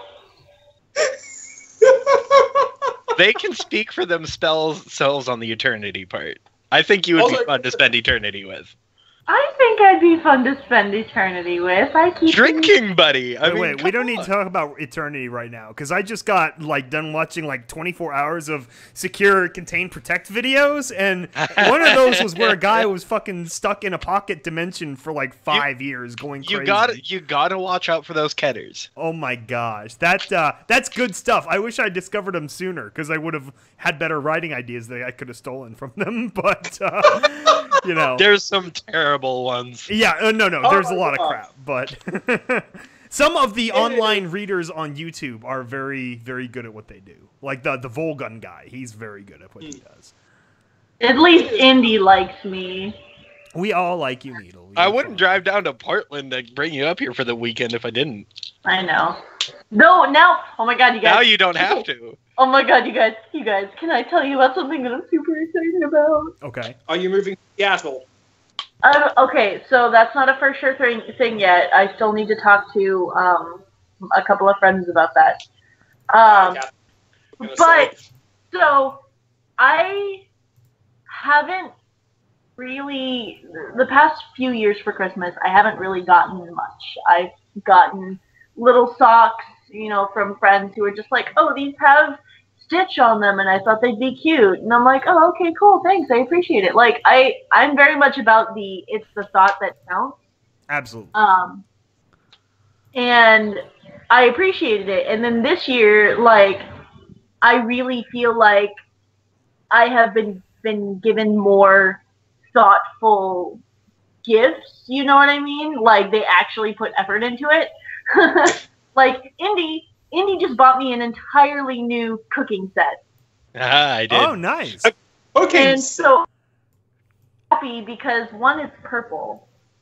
And two, One, it's purple, and two, I haven't been able to properly cook anything because I have one pot, and that pot is always dirty because my roommate always uses it and never cleans it right after he's done using it. Well, former roommate. He's still here. Oh God! This is why I never dealt with roommates. That sucks. Ugh. Anyway, and then my friend Kenzie. So I've known this was going to happen for a while. I have, been kind of preparing myself for this. Kenzie, when she got a settlement that went through, I don't exactly know what the settlement was for. It's not my business. She was going to buy herself a new car. And when she bought the new car, she was going to give me her old car. I just had to pay for the title transfer. Oh my God. Needle's getting a car. Hold on. Let me finish. Uh-oh. I had to pay for the title transfer because the title transfer is kind of expensive, and she needs a bill of sale because in America, if you don't have a bill of sale for your car and you get into an accident, the person you gave the car to gets into an accident, then the insurance company can come after the former owner of the car. Yeah, that happened to my brother, actually. Yep. So she bought her new car. And she calls me and she goes, so I was going to wait to do this for Christmas, but I realized that I need a place to put my old car. So Merry Christmas, I'm giving you your car early and I'm paying for the title transfer. Oh shit! So she's paying for the title transfer, and it makes me really excited because a lot of my limitations with jobs or being able to see friends, which is a pretty big attribute to my depression and my anxiety, not being able to properly socialize with people and get to see the people that I would like to actually spend time with, is because I just don't have the transportation. I am bound to public transportation. While it's great, it usually takes 2 hours for me to get any proper place to meet anybody. But with a car, I now can do like Uber on the side. I can do like Uber Eats. I can do Postmates. I could go see friends in Seattle more often. I can take a weekend trip up to Seattle and not have to pay for fucking Bolt bus, which is the like Greyhound, but it only goes from Portland, Tacoma, and Seattle. And for like $1. For like it's like $15, I think. It's not bad, but it's still something I would prefer to drive on my own and not be in a bus full of people who possibly stink. So I'm really excited. Like, I actually almost started crying when she brought me the car and told me she was paying for the title transfer, because it's been a huge limitation in my life. I haven't been able to take my test to get my actual license because I haven't had a car to take the test with. So I'm hoping, cross my heart, hope to fly, super excited, hoping that I will have my license by the beginning of next month, and that will help me in being able to find a new place to live, or to just go and see friends that I don't normally get to see, like Indy.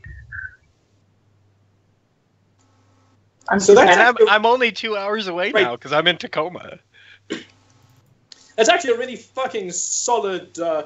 As Christmas presents go, I think a car is a pretty fucking solid gift. Oh yeah. Right, and like it makes me super happy. And like my mom, she was like kind of like, wait, somebody bought you a car or what? And I was like, no, Mom, no.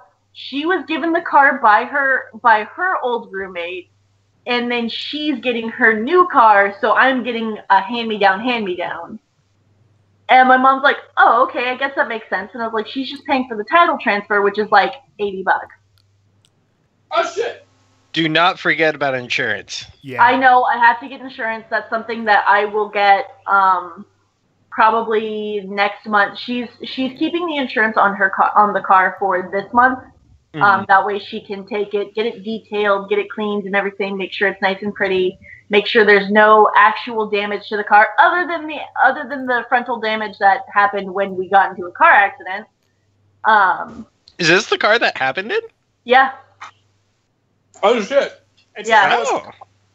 Your car's cursed, Needle. Memories? It's not cursed. It's a 17-year-old car, and that's the only accident it has ever been in. And Wait, it was a 17 very, very minor accident. Like, we were 17 going pretty years- fast, but the way that we slid and the way that we hit the car, the only damage is the front fender is kind of hanging off a little bit. So 17 you years old. damaged so a bracket. It's not just cursed. It's not just cursed. It's haunted. It's haunted. It's got ghosts from the American Civil War, fucking who drove that car to defeat the Germans. And they're. And this shows Vermont's extent of I can't remember who I stole that from, but I did steal it. It's actually the artist formerly known as Prince. And my mom, so I messaged my mom before I knew I was getting the car. I messaged my mom and I said, Mom, I know that you said you were going to help me go to Disneyland for Christmas / my birthday, because my birthday lands about a month after Christmas, a month and a half after Christmas ish. I don't know the exact time. Numbers. It lands mid-February, so a month and a half after or whatever. So I told my mom, I was like, I know you said that you were going to help me do this, but I really need help with bills right now. Like, I've got my medical bills that I need to take care of from the car accident. I have another medical thing coming up where I'm going to need a surgery. Like, I just need help with bills right now, Mom.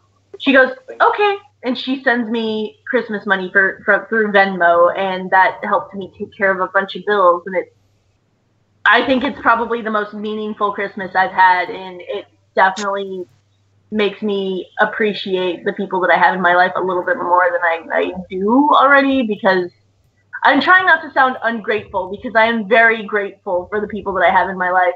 As much as I say, oh, nobody loves me, it's with a lot of cynicism. Like, I know I have people in my life who love me and appreciate me. I just say it care. And care. Like, there's not a single person in my life right now who I do not appreciate for one reason or another. I feel shitty now because all I was gonna do was send you a kettle. I would love a kettle. I really would. I would love a kettle. I've been trying to cut back on coffee. I've been trying to drink more teas and everything, so I would definitely appreciate a kettle. How is tea any different than coffee? Tea has arguably more caffeine than coffee. Because there are teas that are non-caffeinated, like completely non-caffeinated, whereas coffee you can either have caffeinated or decaf, and decaf still has caffeine in it. Yeah, decaf is more like half calf technically. Yeah. I mean, plus, also because decaf is just decaf's an insult. Decaf is an insult. You want to make coffee as caffeinated as you can. You just throw some diluted in there, and it's like you just max it out. Right? Like any good film student, I used to be a barista. Barista? Damn. Yeah.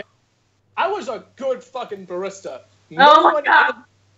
No one ever needed to add sugar to a cappuccino that I made.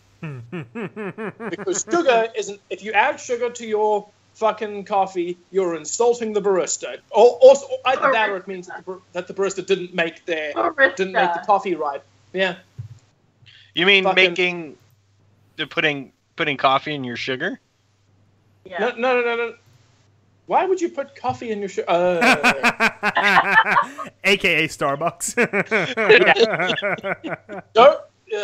See, we got Starbucks here, but everyone's just been going to Seattle instead because it's just 1,000 times better. It's all from Seattle, pretty much. Yeah, Starbucks is... Yeah, that's where they started. It's the source. We've got like...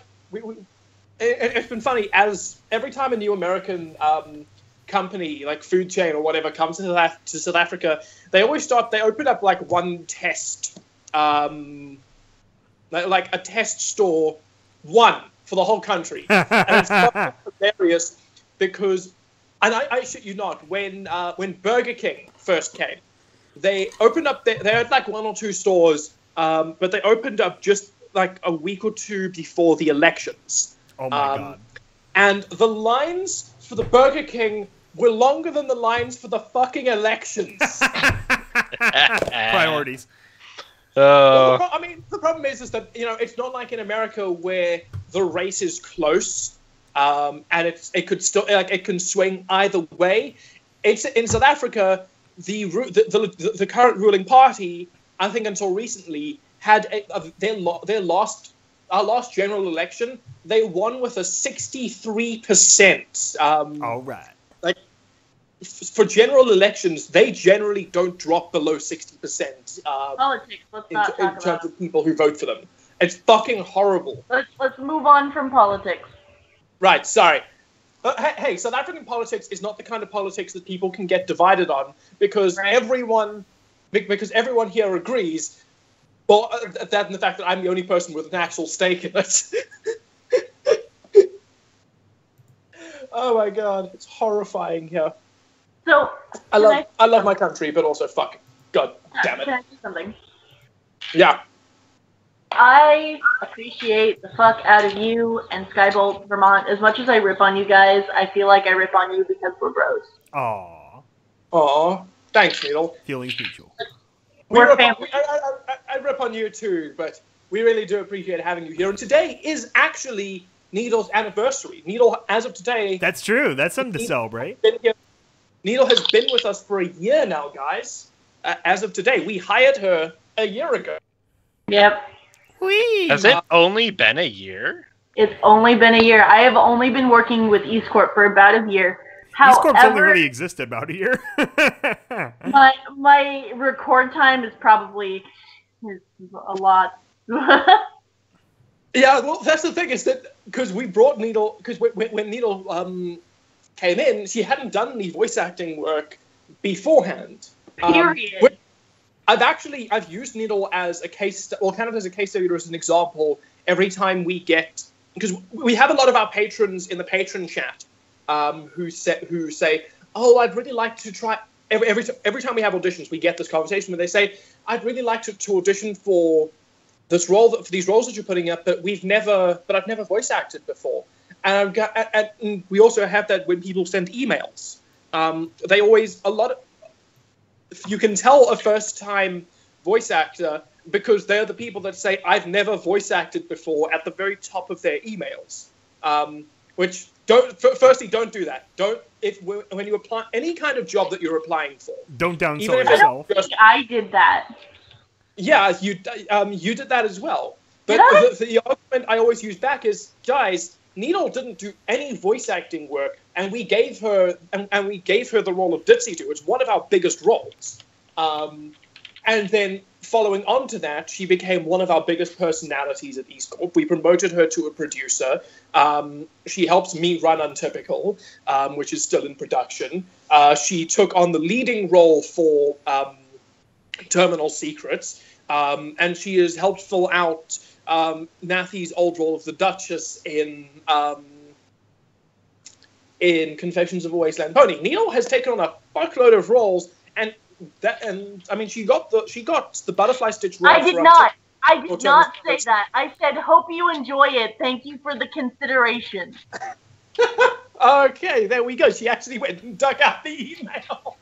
I did. I dug up the email. I said, hope you enjoy it. Thank you for the consideration. Well, the truth is, like, a solid third of voice acting is just being used to the format. You know, being used to how recording goes, how takes go, how delivery goes. It's like, you know, obviously a good voice, like a unique voice, that's a good part of it. And then, of course, the experience with, like, emoting and stuff is part of it. But it's like the old Edison quote of, like, you know, invention is 1% inspiration and 99% perspiration. You know, it's like just do it enough times and you'll get better and more used to it.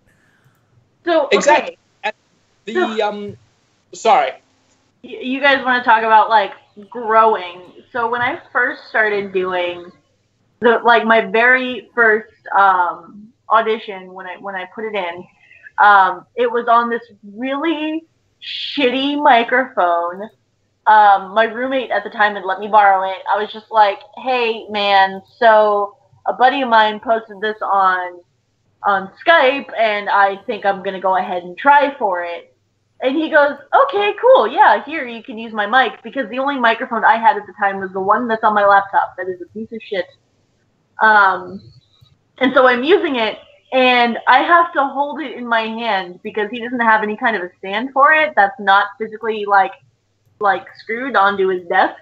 So I'm holding it in my hand, so you can hear shaking because I'm nervous. I'm recording. And I think the first 2 or 3 chapters of Wasteland were actually recorded that way with that shitty microphone. And then I told my friend Spike, who does a lot of YouTubing stuff, I was like, hey man, so I need a good microphone. Here's my budget. What do I do? And I was I guess blessed enough that he just bought me one. He just bought me one that was within my budget. And he's just like, Merry Christmas, have fun. Oh yeah, because you did start with us around Christmas at that time. So. I did start around Christmas at that time. So I was blessed enough to be able to just be given one. And so I think this year for Christmas, I'm probably just going to upgrade myself. Like, I'm not even going to tell him that I'm going to upgrade, because if I tell him I am going to upgrade, he's just going to buy me one. Which Spike's fucking fantastic. I love him so much. He's one of my best friends. He's been my rock multiple times. He's a good dude. And he is just an absurdly nice guy. I haven't had the pleasure of actually talking with him myself, but he pulled out a really solid performance for his role in Untypical without requiring any payment, without requiring any fucking coercion or whatsoever. Just fucking was really, really nice of him. So this is one of the auditions we got. Something that I want to point out to some people so when we get auditions, we're aware of the fact that a lot of the people who audition for us have never acted before. We do get points where we have actual actors applying.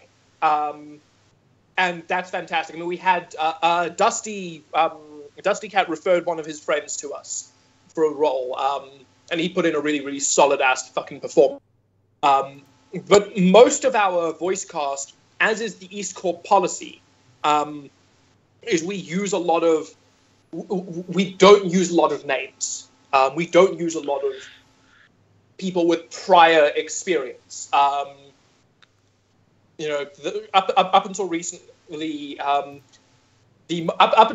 the most famous person who has ever done anything in an EAST Corp role has been Skybolt himself. Fuck you, Skybolt. We broke that when we added Scribbler and Dusty to Terminal Sequence 4, and we broke that again with Untypical with just its entire cast. But outside of those, literally the entire cast. No, okay, so I think out of everybody who's doing a performance on Untypical, I am the least known. You are absolutely the least known, because we've got Mummified. We got Mums who does Your OT Sucks, and then we've got Scribbler returning to take up 2 roles. We have Spike with his, who has 1.2 million subscribers. We have Julia Morizawa, who is a multi-award winning voice actress for audio dramas. And then we have Needle Stitch. Hi. Untypical kind of defeats my point when I say we don't like to use names, but that was different. For that we're trying to break into a very saturated, tough to break into part of the audio drama community. So I needed a sledgehammer to do that. But typically, with 90% of our projects, we don't like to use names. So if you've never voice acted before, send your shit in, because honestly, it's not whether or not you can act that is the most important thing to me. Acting can be taught.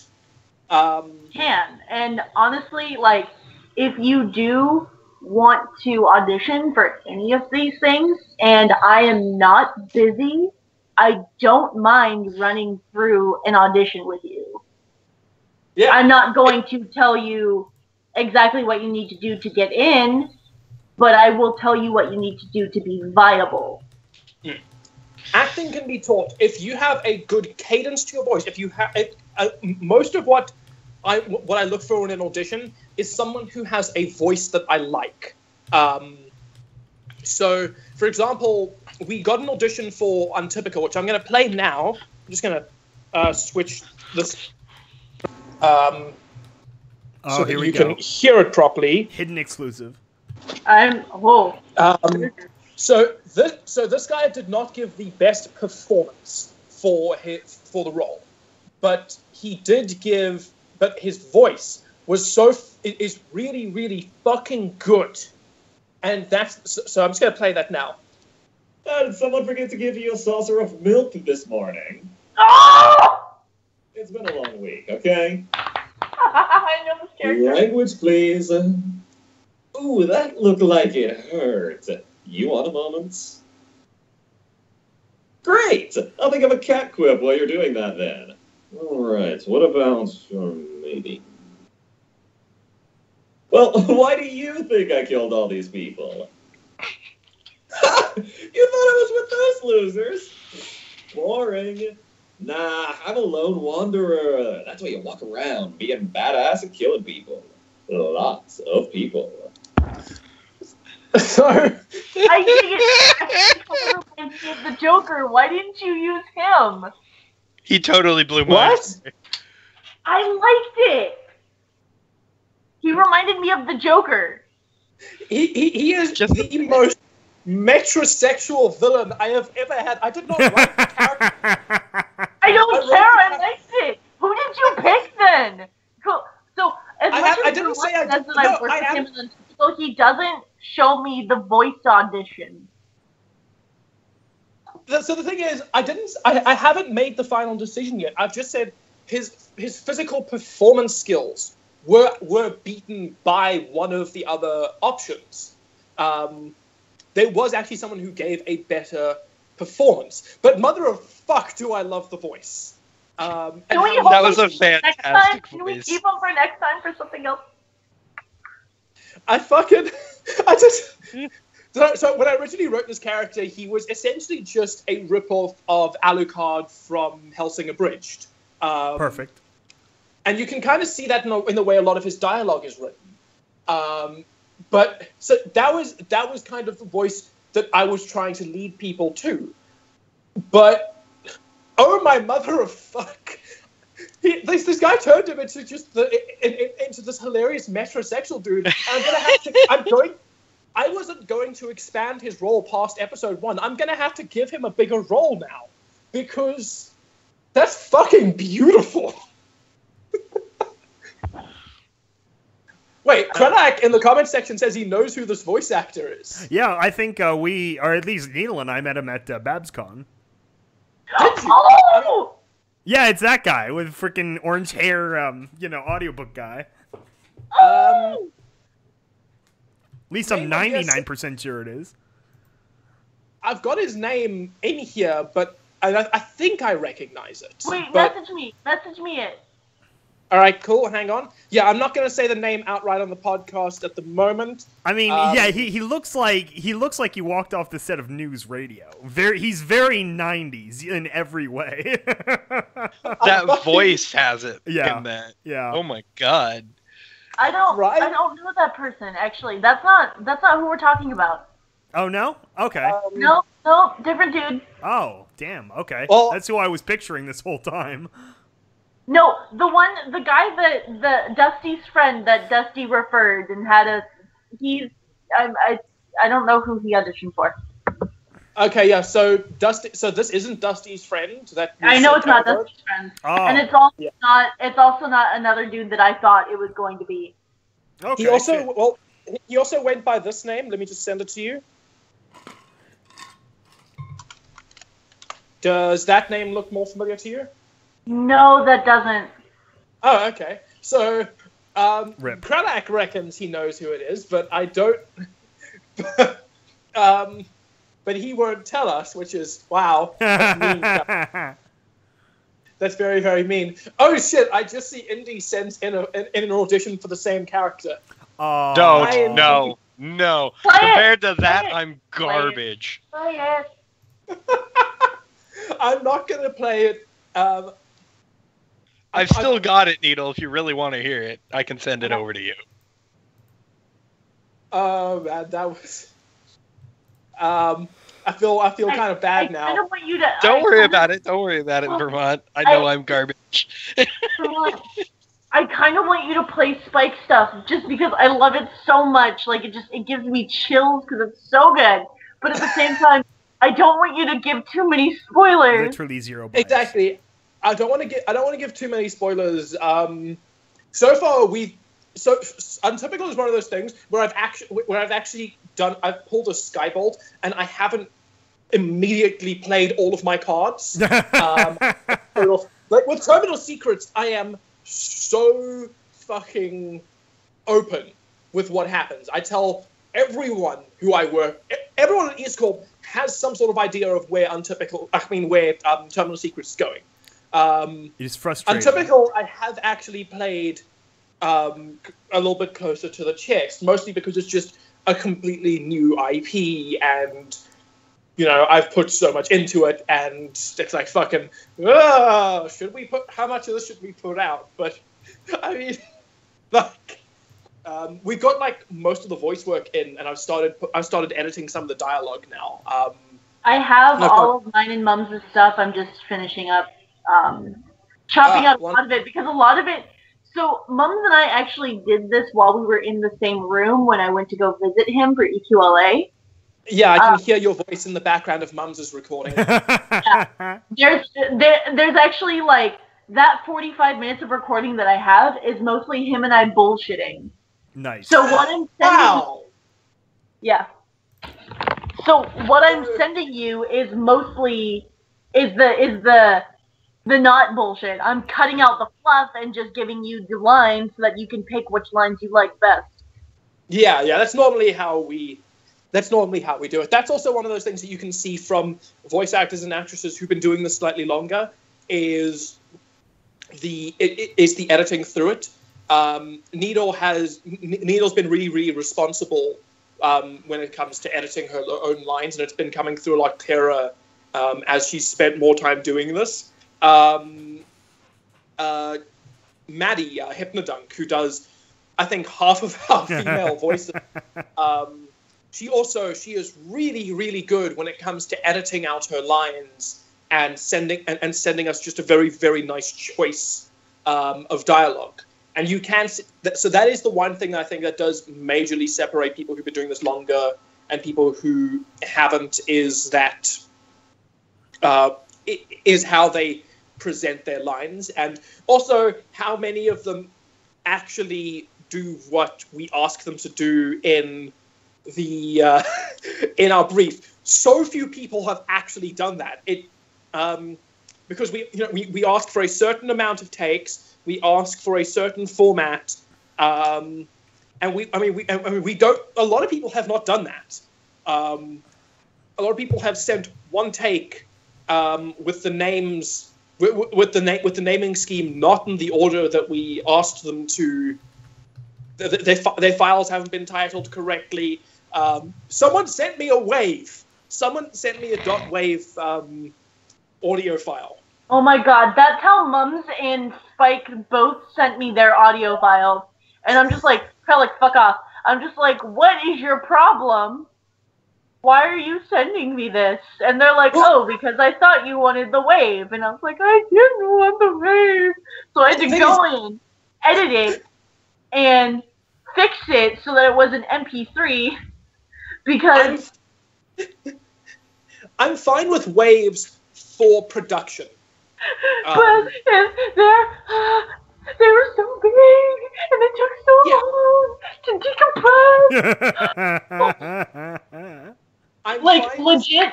So, the thing that Spike sent me was maybe 5 minutes long. Most of the things that I cut out and sent to you were because he like flubbed and he would literally go "Bleh," and then redo the line and it'd be fine. And I would just cut out the "Bleh" part.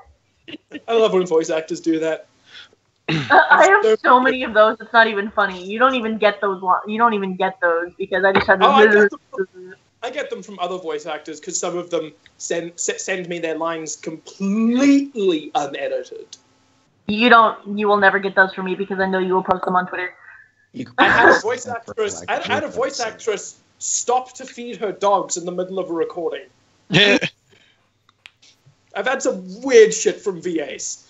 That's amazing. My favorite thing at an audition someone's ever sent in, though, was still that one time, I'm trying to remember it now, I think, was it for Hunger or something, where they were reading the voice direction along with the lines, and it was like, God, I'm trying to remember what that was now. That goes way back to the Stable Tech days. Oh, shit. Yes, We've talked about this before. What was it? Damn it. Oh, God. I've never had someone reading voice directions, but I've had a couple people who read every single line, because anyone who's seen our audition files knows that we don't just send in the line for the we send in every line for that scene, so that you have emotional context. So if two people are having a conversation, you get both sides of the conversation, so you know what you're responding to. Yep. But we have people who read both sides of the conversation. Yep. That's what Mums was doing. You know what? It might have even been for, like, episode 2 for the non-existent animated series. And literally, I mean, the part was, like, it was a very emotional, like, a little bit. Because when when we put out the auditions, the idea is to see if you can pull off, like, the main emotions that character has to emote. And he read it all like he was some, like, again, like, some, like, 90s, like, news radio kind of voice. And it's all this, like, oh, that was it. That was it. Okay, so they were auditioning for Stable Tech in the day where Stable Tech we had like this broad audition to get into the studio and be part of the voice team. And so it was a little... yes, you remember this. So it was this little bit where you... I wrote it where it's someone essentially knocking on a stable door. Like, the bombs are starting to fall and they just lock down, and it's someone on the outside, boy or whatever, and you're just supposed to emote. And part of it was like 1 minute of script, and then it was like, improvise a little bit. And the dude read it straight, so he's like, character walks up to the door. Character knocks on the door frantically. Character... oh my gosh, let me in. Please, let me in. I'm like, literally this awful, like, I can't even describe it. I'm like, do you understand context? I mean, I was having, like, a Guardians of the Galaxy problem. Like, do you know how words are used with emotions? It was like you plugged the lines into, like, some kind of, like, text-to-speech, like, generator. The thing with, like, when Mums and I were doing it, fucking Mums would do that. Oh my god! Oh my god! He would go, Jessica, okay, alright, and then he'd, like, read it. He'd, like, read the line in, like, this weird, like, okay, and then, all right, Jessica, we need to go to. I'm just like, oh my god, like there was no pause. How do you? I would be like, as you stop, do that. Stop what you are doing. Stop reading the lines beforehand, because you're giving me more to edit, and just read the line. It's not. And it's not just about fucking up the time with the editor. That's making it a lot tougher to stay in character.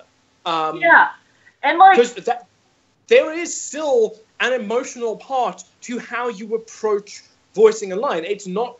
That's the other thing is it's not just making a fun voice and saying the line. You actually have to, which is fine. Once again, for auditions, it's fine.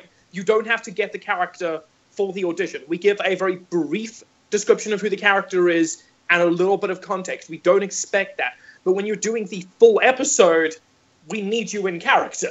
Right? And like, so, there was this part, it was like, one of the climactic scenes of Untypical, right? Everything is exploding around them, shit's hitting the fan, and he just reads it deadpan. No! And I'm like, hold on. Stop it.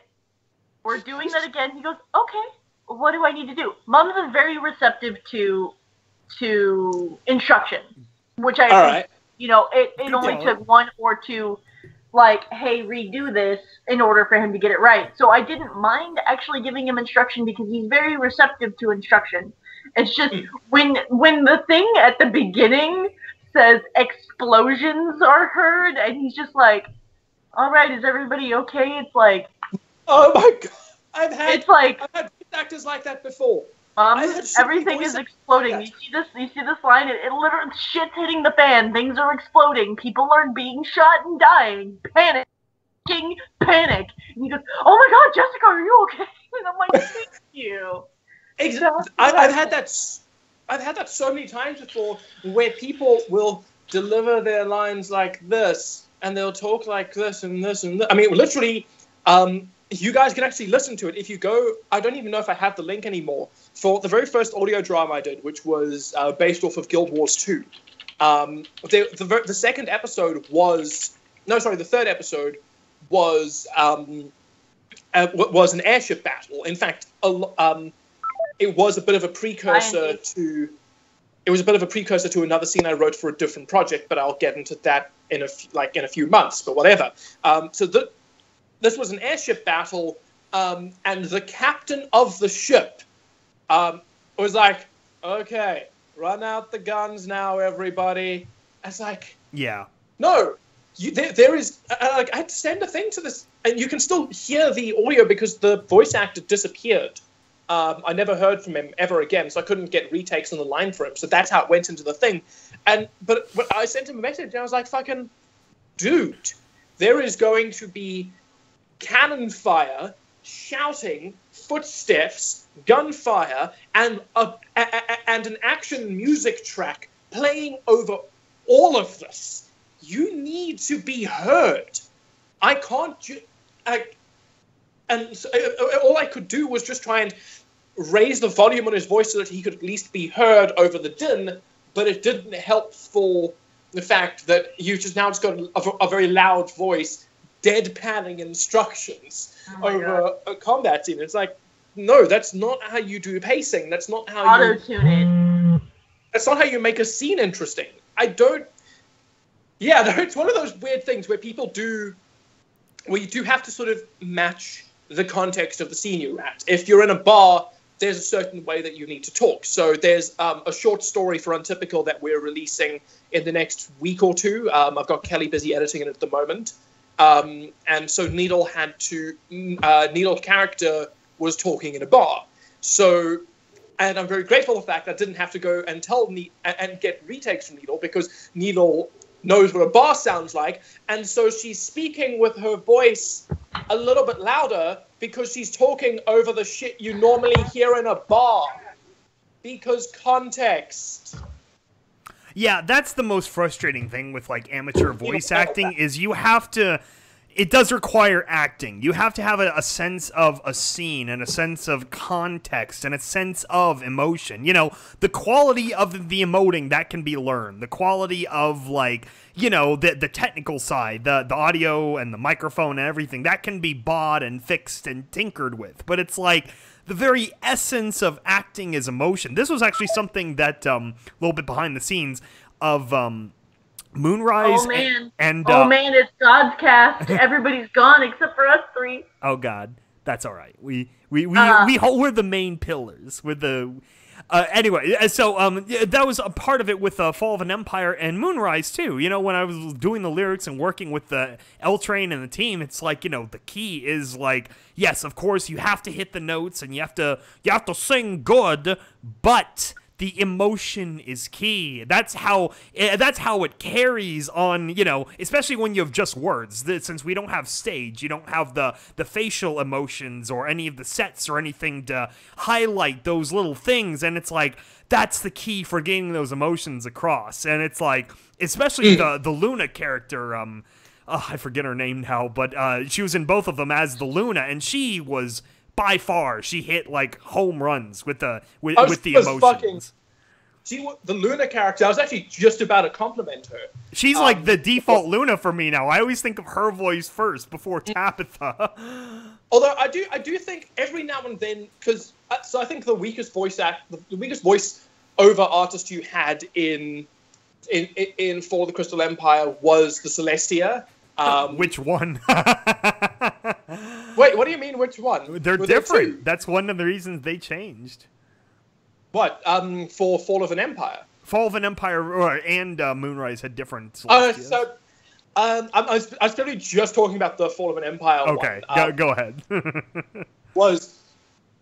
I think, her voice was a bit too regal in how she sings, so she kind of pushed the opera side a bit too much.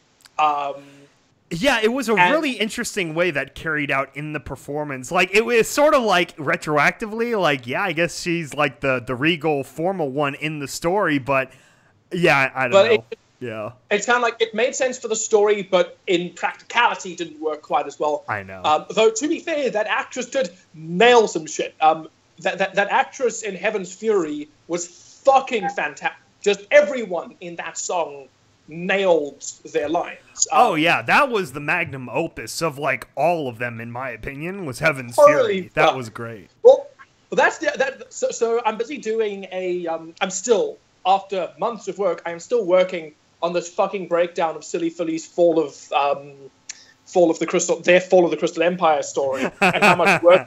But literally after I went and added an epilogue in to this just before I get of the essay, where eventually I was kind of like, okay, cool. So they couldn't tell the story properly in 5 minutes. The writing was weak. The voice actors were weak. The Sombra was weak. And there was no conflict, no previous history between the characters. Wait, what do I know that did all of those things right? Which starts a 5 minute, which basically starts a 5 minute shill session for Fall of an Empire, where it's like fucking, okay, so 49 minutes of solid music. It's just like fucking 5 minutes of, this is why you should watch Fall of an Empire. This is why you should listen to Fall of an Empire. I appreciate it's got good music. It's got good character building. And Heaven's Fury was one of the descriptions I used because that's what I think is like. If you look at Fall of the Crystal Empire, one of its biggest problems is how it depicts the battle between Luna, Celestia, and Sombra, which is so casual, so low key. It's not handled well. Whereas if you look at Fall of an Empire, the fucking title of the song describes what a fight between three gods would be. It is literally Heaven's Fury. It is a massive fucking cataclysmic event. And then that's how fucking how Fall of an Empire discusses and handles that fight. Whereas how Silly Philly handles it is like fucking just 2.5 minutes. No, I think it's like 4 minutes of solid block conversation. I know. With a few fights, with a few bits of fighting in the middle, and the music's just like you just got like there's nothing interesting in the music. Yeah. There's nothing interesting in how it's staged, blocked, paced, put together. There's nothing interesting in this whole fucking podcast. I just don't get it. You have, it's not a fight between three normal people. Like if you were, like My Little Pony itself fucking nailed it when they did. Like I understand that Fall of the Crystal Empire came out before the Tyrek fight scene, but also whatever. Is when My Little Pony was faced with that kind of fight, but with Twilight with all the powers of all the Alicorns versus Tyrek with all the powers of every fucking pony in Equestria. That's how you do that kind of fight. That is a cataclysmic event. That was fucking people being thrown through mountains and Dragon Ball Z type shit. Yeah, no, I mean, they really went full Dragon Ball Z with the Tyrek. Like, that's the only memorable thing about that entire conclusion. Because, Tyrek himself as a character was, like, meh. But, like, really, just seeing Twilight go full, like, orb and, like, you know, they're just throwing each other around and she's got, like, full, like, triple princess magic and stuff going on. That was a really good fight scene. Right? I'm gonna go make a couple of waffles. I'm hungry, and I don't have much to talk about at this point in time. Goodbye, Nito. We love Bye you. bye. I'm not leaving. I said I'm gonna go make some waffles. Okay, just whatever. It's a temporary bye-bye. God. You guys are so quick to get rid of me, Jesus. Well, you usually leave like that, dramatically. Go eat. Fuck you guys. Oh God, fuck you guys. I'm hungry. My tummy's rumbling. Yeah, I'm gonna fourth meal later myself. And Vermont doesn't love me, so he's not going to send me pizza. Vermont loves you very much. Thank you, Vermont. I love you Hashtag too. zebra dick. Hashtag zebra dick. Hashtag lewd stitch.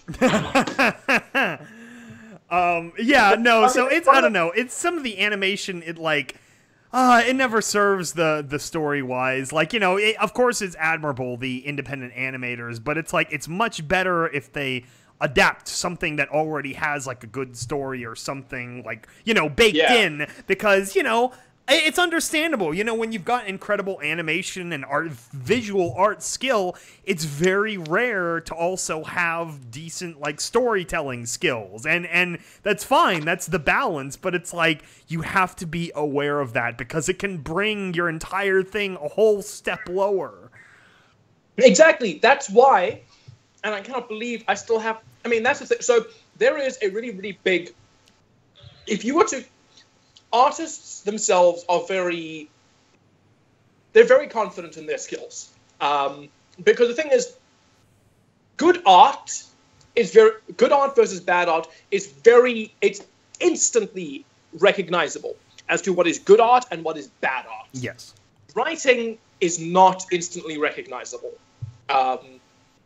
Writing takes more time and effort to figure out if it's good or bad. Like horrible writing, yes, you can instantly see. But bad to average writing, most people, especially in this fandom, we let them get away with it. And you know, everyone today hates Double Rainbow. But when it first came out, not everyone hated it.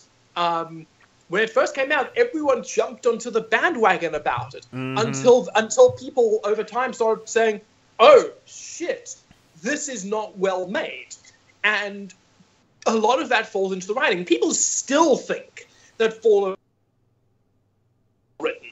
People still think it's good writing, when it's not. It is abysmal, and it's okay. As Skybolt said, it is okay. If you are fantastic at visuals and you are not a good writer, or if you are an average writer, that's okay. Because guess what? There are people who spend their entire lives, like you've spent your entire life learning art and learning how to animate. I spent my entire life learning how to write and understanding what makes a good script, learning the theory. Some of us, like fucking Skybolt, reads fucking non-stop. And he researches so much shit so that when he writes a script, it is very clearly informed by all of that. He has a lot of practice and skill and training to pull from. I try. You know, we work at our writing, but the problem is that people are not. People are not willing to hire writers. It's been one of those very rare. It's like one of the things that Stapletech actually did right was when they chose to bring writers onto their team, as opposed to just having the animators tell the stories themselves. Like, I understand. I'm not saying that animators and artists can't also be strong writers. I've met animators and artists who are far better writers than I am, but it's far more rare, and that's what becomes immediately apparent to me in this fan base and in a lot of fan bases. And you can even see it if you go look at the credits of an independent... Go look at the credits for a Kickstarter game or an animation or a fan animation or whatever. Go look at the credits where they list their team. 9 times out of 10, an amateur team will not list a writer because it's usually just the project lead who's written the script. And they value the role of the writer so little that they won't even list that they wrote the script. Yeah. I have my food now. You made your waffle really fast. We were bitching about the fact that that writers are underappreciated in the stand-up. Right, you're underappreciated. We are. We really, really are. You know, in the audio drama community, it's different, which is why we are in the audio drama community, because there is a much closer relationship between writers and their audience. Okay, so I do actually kind of agree. I didn't really want to tell anybody this story because it actually kind of makes me feel bad a little bit that this happened. God. But this is just kind of this is how you know that writers actually are underappreciated. So while I was at EQLA, this guy comes up to me and is like, "Oh, are you Needle Stitch?" And I was like, "Yeah, what's up?" And he goes, "Oh, sweet, is Skybolt here?" And I was like, "No, he's back in Sacramento. He's got work and stuff." And he's like, "Oh, cool," because I wanted to tell him how much he sucked. And I was like, "Dude, What? That's fine. dude!" Like I straight up was like, "Man, what the fuck?" Sounds like I didn't miss anything then. It was just that one dude. Like there was only that one guy, but I feel like that kind of like shows you just how underappreciated like the writers are, because they don't understand that without Skybolt and without Vermont, we wouldn't have any of the shit that we put on the EAST Corp. Exactly. I do feel that writers are underappreciated. Because writing is hidden. When Neil Stitch goes and does a voice, she is the thing you hear. I had to redo it. It put What? writers can't. Cool. Oh, is there someone in the background? Oh my gosh. Well, if not, I have to redo it well. Oh, sweet. Okay. That's not gonna work. But think this one. Intruder. There's an intruder. Thank you. Was that your roommate?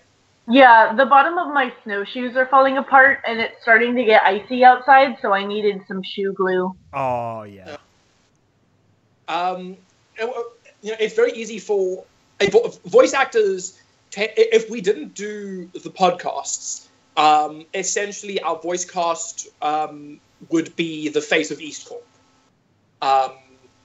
Because there would be because there's no way because that's what you hear. That is the tangible human being that you have to connect with is the voice actor.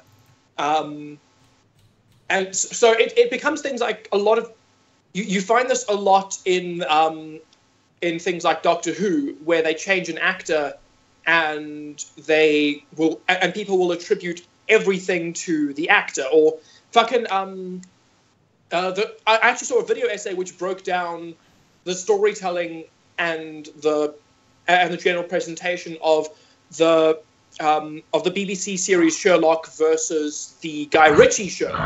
I think it was Guy Ritchie. Yeah. Yeah, I think Guy Ritchie. Yeah. But and the writers, the director, the editors, he didn't know that. He didn't learn their names. He didn't know anything about them. He spoke about their work, but he attributed everything to Cumberbatch and Robert Downey Jr. Oh yeah. And it's like, no, but you're not talking, if you were talking about the performance of the actors, at that point, yes. Then you say, Cumberbatch did this, Robert Downey Jr. did this. When you're talking about editing, writing, directing, trope, when you're talking about things that those happened, you don't need to mention the names of the actors, because the actors have jack shit to do with that kind of thing. It's different. It's a little bit different here in EAST Corp, where once again, which I do literally everything. Yeah, exactly. It's a little bit different here, especially for something like Untypical, where Needle is my co-producer. She has a lot of say on a lot of those things. So if something goes wrong there, you can blame Needle. At that point, it's okay to blame Needle. On Terminal Secrets, where Skybolt does do a fair bit of voice acting, and on Confessions of a Wasteland Pony, that's in those scenarios where an actor is also part of the team, or in Confessions is the team that does the writing and presentation. At that point, if something goes wrong or right, you can blame or praise the actor. Basically, any Adam Sandler movie, you can blame Adam Sandler because he probably directed it. Exactly. Like, he may not direct it or write it, but he will be a producer. And producers have a surprising amount of pull when it comes to the story. That's a lot of the producer's job. Like, we've had more, like 2 or 3 people who have sent spec scripts into EAST Corp to pitch series, which I'm fine with. I'm busy reading through one at the moment from someone that met Needle at EQLA. But we had one who sent one in a while ago. And the deal was, okay, cool, I like the idea for your story. I'm willing to have EAST Corp produce this, but you need to make these changes. I will be your producer.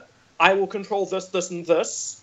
I will get final say on this, this, and this, because I'm putting the EAST Corp name on the line for your project, and these are the changes you need to make. And he walked away because, and he produced it himself. And it's an okay story, but it's not amazing.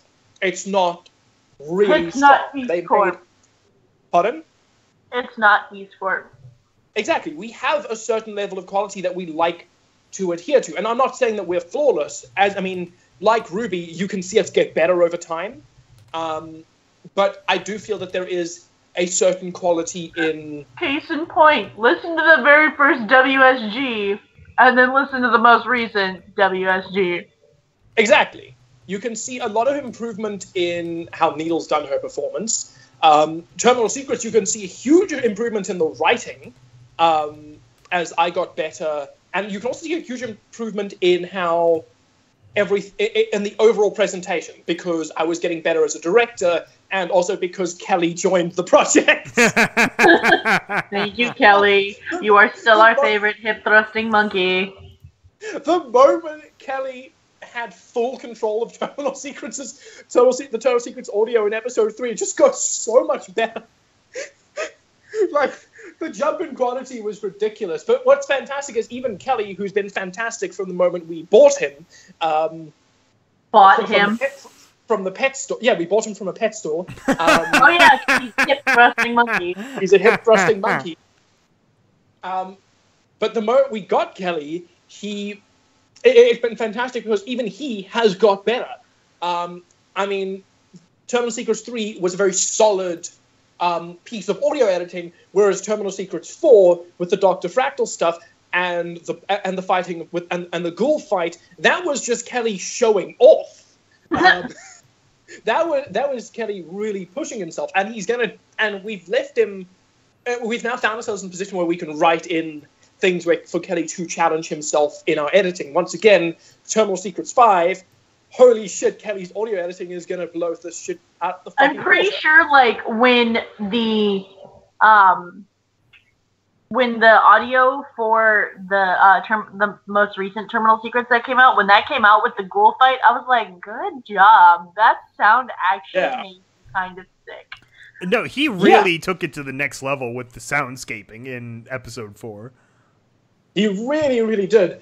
When I sent him the Dr. Fractal lines, I just expected that he would put I just said, okay, cool, put put the robotic filter on. I'll do my best to sound sort of like this. I want you to try do a little bit of stereo panning. Just, maybe have some of the voices overlap in your left ear and the right ear. And then Kelly took that and he was like, okay, cool. Not only am I going to do that, not only am I going to match the audio panning with the meaning behind what he's saying, like Fractal a voice, and the audio shifts, like it almost slides from the left ear to the right ear in this gorgeous way. Like you can physically feel the character moving around your skull. It's definitely an episode to listen to with headphones. Not only did he do all that, but then out of fucking nowhere, he went and took the master from Fallout 1 and just threw in his weird, that weird audio trick with the repeating himself and the pitch changes and the fucking... Kelly is fucking fantastic. And that is what... So that there is a... this kind of also sort of links into my point of... If you were to pitch something to EAST Corp, there is a high chance that I, as your producer, would make a lot of changes to make it match. You know, I don't want to. I'm an experimental person, so I wouldn't. It's not like I'm going to try and make you feel like an EAST Corp production. You know, it's not like when all Marvel movies feel the same. It's not. That's not what my goal is. My goal is just to make sure that the quality matches the EAST Corp standards, and that it gives everyone who's a part of the project a chance to push themselves. And the trade-off is that while you have to make changes on the upside, you get access to what EAST Corp can do when we're given something really, really fucking challenging. While we're on the topic of challenging, could you give me something a little bit more challenging? For which role? Well, Derpy is not meant to be challenging. She's meant to be simple and easy. Fucking push my limits, bitch! I don't know. Okay, so I'm gonna have to send you like the first 5 minutes of what I have for Jessica, and I feel like I think I nailed it with Jessica. Like just her sarcasm. I'll have to send it to you and just be like, listen to this thing. Tell me how you feel. I figured Jessica would actually be more of a challenge for you, though. She's definitely a lot more of a challenge, mostly because she's a lot more excitable than I am. Yeah, you know, Butterfly is essentially... Butterfly is not meant to be much of a challenge. Butterfly is meant to be... She's had some emotional moments here and there, but as we said, she's meant to be an average person, or an average So person. when I did do the emotional parts, I feel like I nailed it. Mm. You're like, I disagree. I didn't say I disagreed. No, you nailed those parts. Thank you. The problem is that with Terminal Secrets, it's less about the recurring characters and more about the per episode characters. So naturally, we gave all the best, most challenging writing was given to other characters, which is that's not necessarily a bias against you. That's more just a bias against characters. At the very least, Jessica is. I think Jessica's fucking fantastic.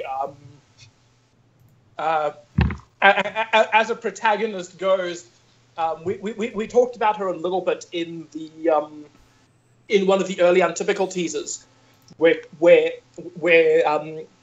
Delilah, who's an information trader, kind of like the shadow broker in the Mass Effect games, talks about Jessica, and I think she's kind of like if Malcolm Reynolds from Firefly was even more irresponsible.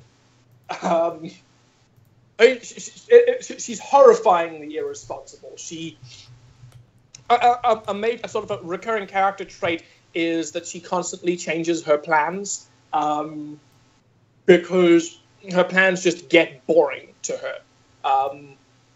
Right, so you'll have like the middle of a major life or death event. She's planned everything to help her get out of it, but it's That was 5 minutes ago, Jessica. This is now Jessica. And now Jessica knows that 5 minutes from now, Jessica needs to do this. Exactly. That's Jessica in a fucking nutshell. That was 5 minutes ago, Jessica. We can't trust her. She was boring. So one of the lines in Untypical, I don't remember the exact line, but it's Think Tank specifically like describing Jessica. Oh yes, that line, yeah. That part, yeah. And so the way Mums is saying it, just kind of like meh, and I was just like, no, this is normal. for her. Does this. Say this like you're done with putting up with my shit. Like it's been a long day at con and you're done with putting up with my shit. Just do that. Okay. Captain's risking our lives so that she can have more of a thrill ride. That's run of the mill. That's what we expect from her. You know, I just realized we have been doing this for like 2 hours now. We haven't looked at a single fucking comment in. I have been. I've been replying. I actually haven't. So you're the asshole now. I'm the ass. Okay, it's fine. I'm the asshole. I will start. Squirrel King asks, are you guys ever going to do anything with alicorns in any of your radio plays? Oh! I actually haven't. I've kind of got something planned because I'm doing that Red Eye origin story, but nothing about alicorns, like not with where they're Derpy becomes an alicorn at the end of Wasteland Survival Guide. No! Hey, look, I'm an alicorn now, you guys. Fuck you! But Derpy, one of Derpy's leg bones falls off, so she just glues it to her forehead. No. Is that a bone on your head, or are you just happy to see me? So, a friend of mine, one of the very early incarnations of Needle Stitch, I don't even think I still have this picture. They were very much into gore and shock value. And so they decided to draw a picture of Needle Stitch, kind of cupcake style. Oh no! Like wings and sewing them onto herself. Oh no! I don't think I still have that picture. If I do, I will have to show you guys because it is interesting. Please don't make Derpy an alicorn.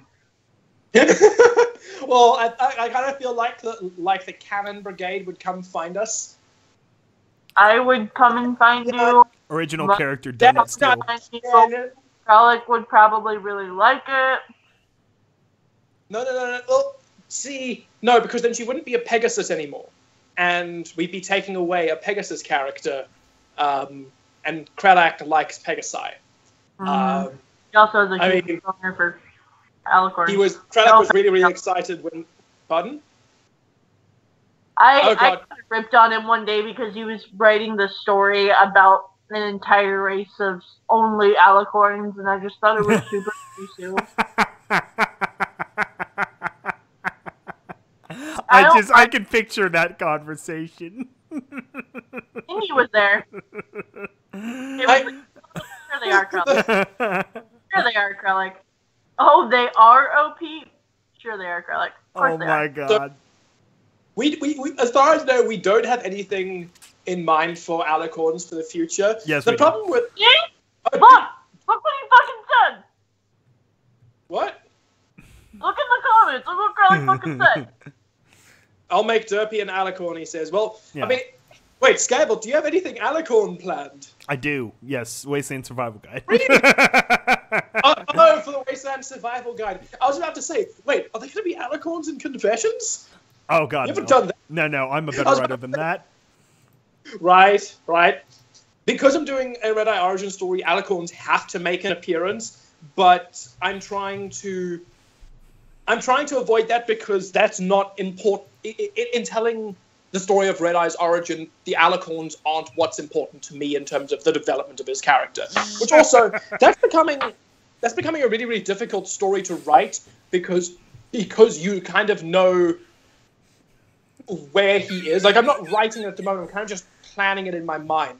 It'd be like, because everyone already knows how he ends up. Everyone knows more or less why he's ended up the way he is. Everyone knows so much about him already.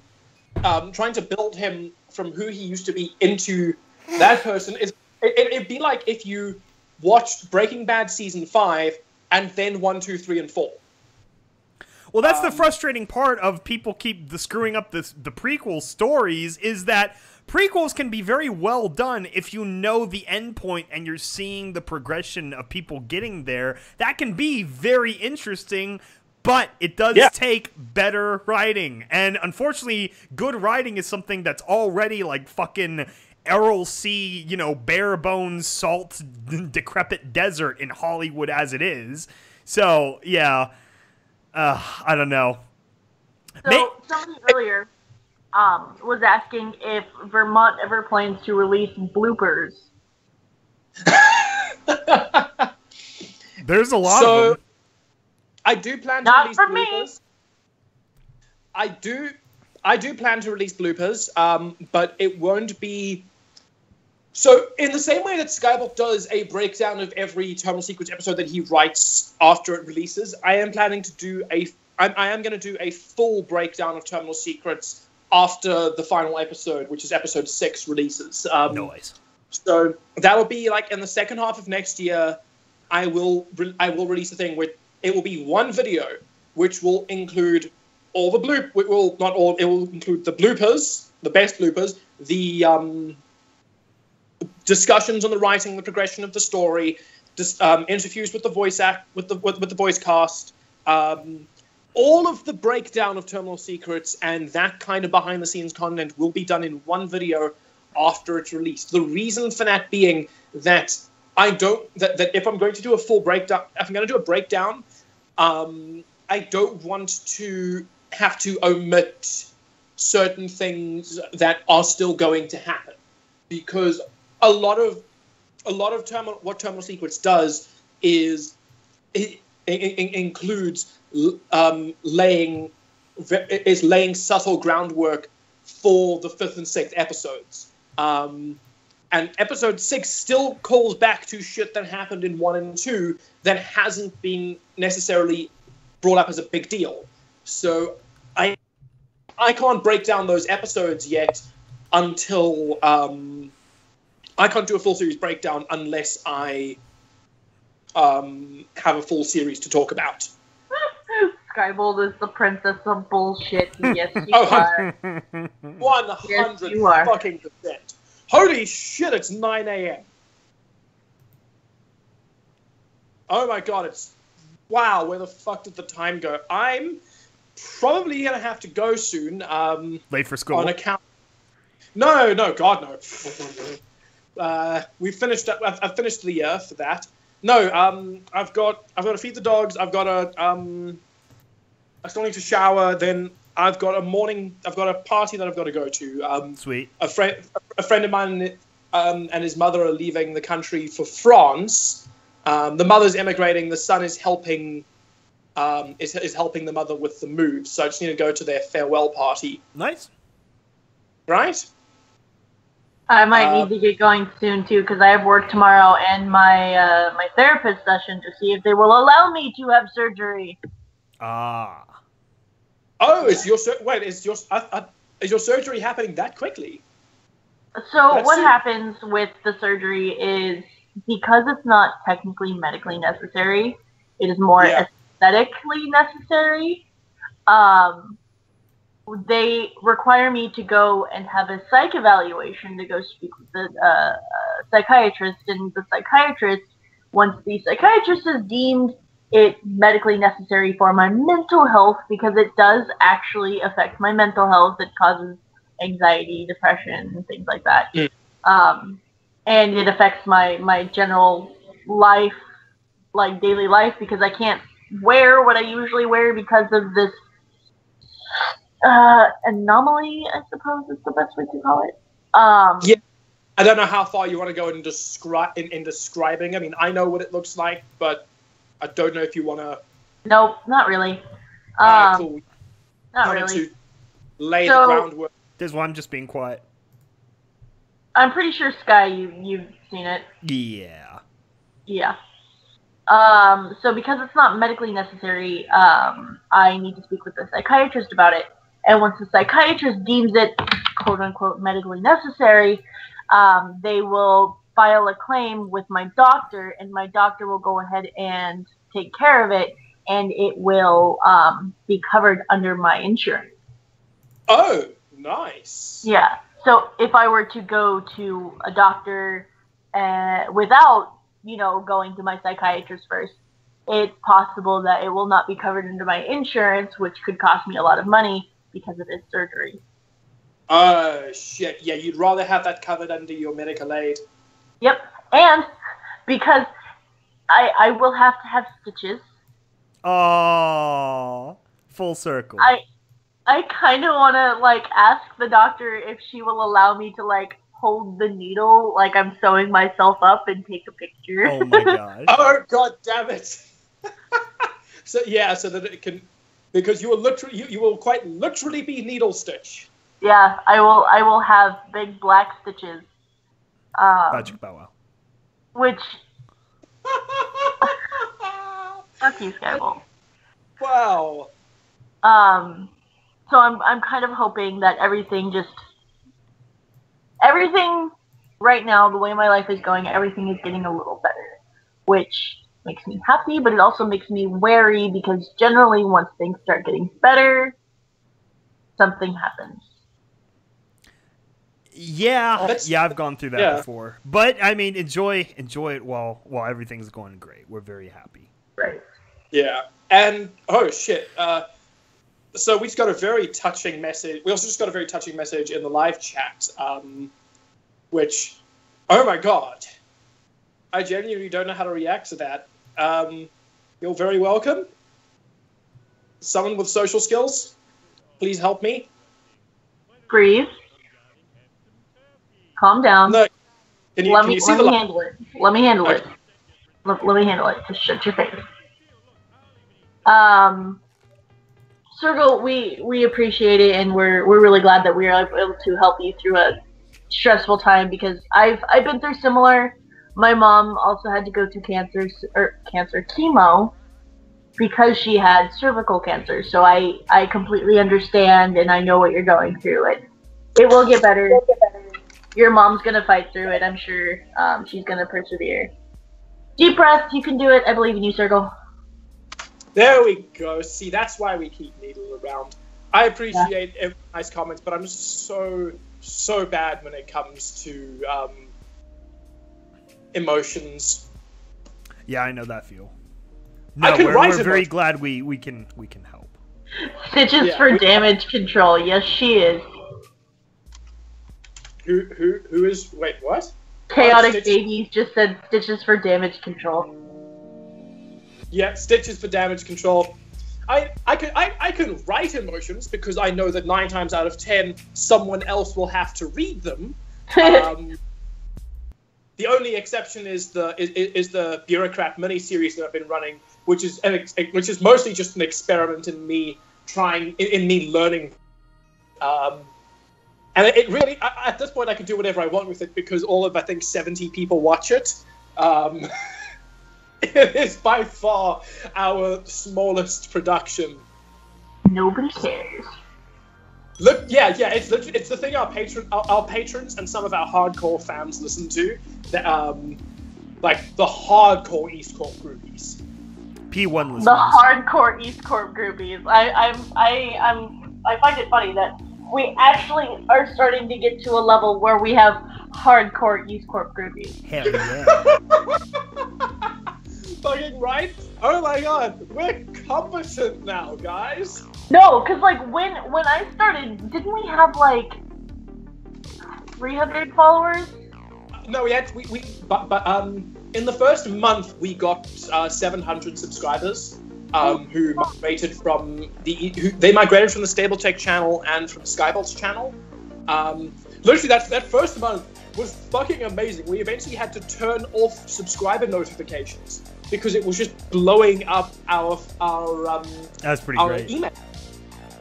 It was fucking amazing. That first month is probably still my favorite time my favorite of our time at EAST Corp. Just because you'd wake up in the morning and it's like, oh cool, another 100 subscribers. We were really certain we would actually end up breaking 1,000 subscribers before the end of the year. I think we only broke 1,000 in like February or March. We did. We hit 1,000 a little bit late in the year, or a little bit early in the year. I mean, our progression has definitely slowed over time, but it's nothing that I'm completely against. Right now, I am quite comfortable where EAST Corp is at. I mean, Untypical is a push for growth, for us to bring in, for us to increase in size, but I'm currently happy with where we are. We've got some very solid fans. They listen to our stuff. They keep our content. It's all wonderful.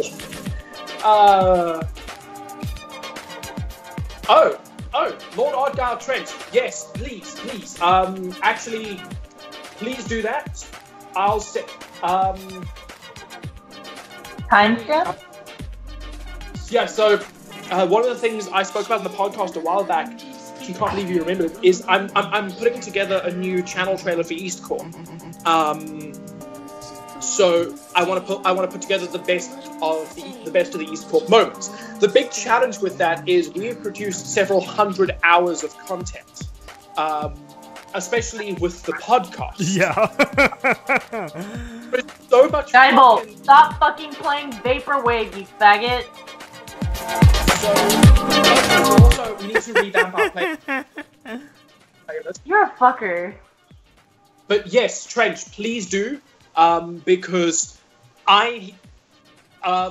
otherwise I would have to go shotgun marathon all the podcasts, and that's a lot.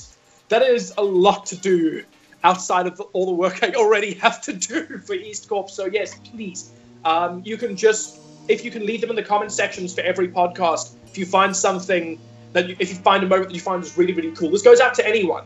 If you find a moment in the podcast that you're re-listening to that you think is really, really cool, timestamp it and put it in the comments section. We might use it for future promos and for future channel trailers. I would really fucking appreciate that. Yeah, we would. So, the help would be appreciated. That would really, really be a lot of fun, because we can't upgrade our channel trailer unless we go through all of our content. And I mean, I'm preparing to do it with Confessions at the moment. Oh god. But luckily, I've listened through some of Confessions enough already that I know where a lot of the moments are that I want to use. 90% of the Confessions content will be Ghoul Doctor, because I've listened to that one the most. And at the end of the day, it's still... Ghoul Doctor is still my favorite. I appreciate how far EAST Corp has come. I love the Iceman. I think Commander Chrysanthemum's voice actor is a genius. Of course.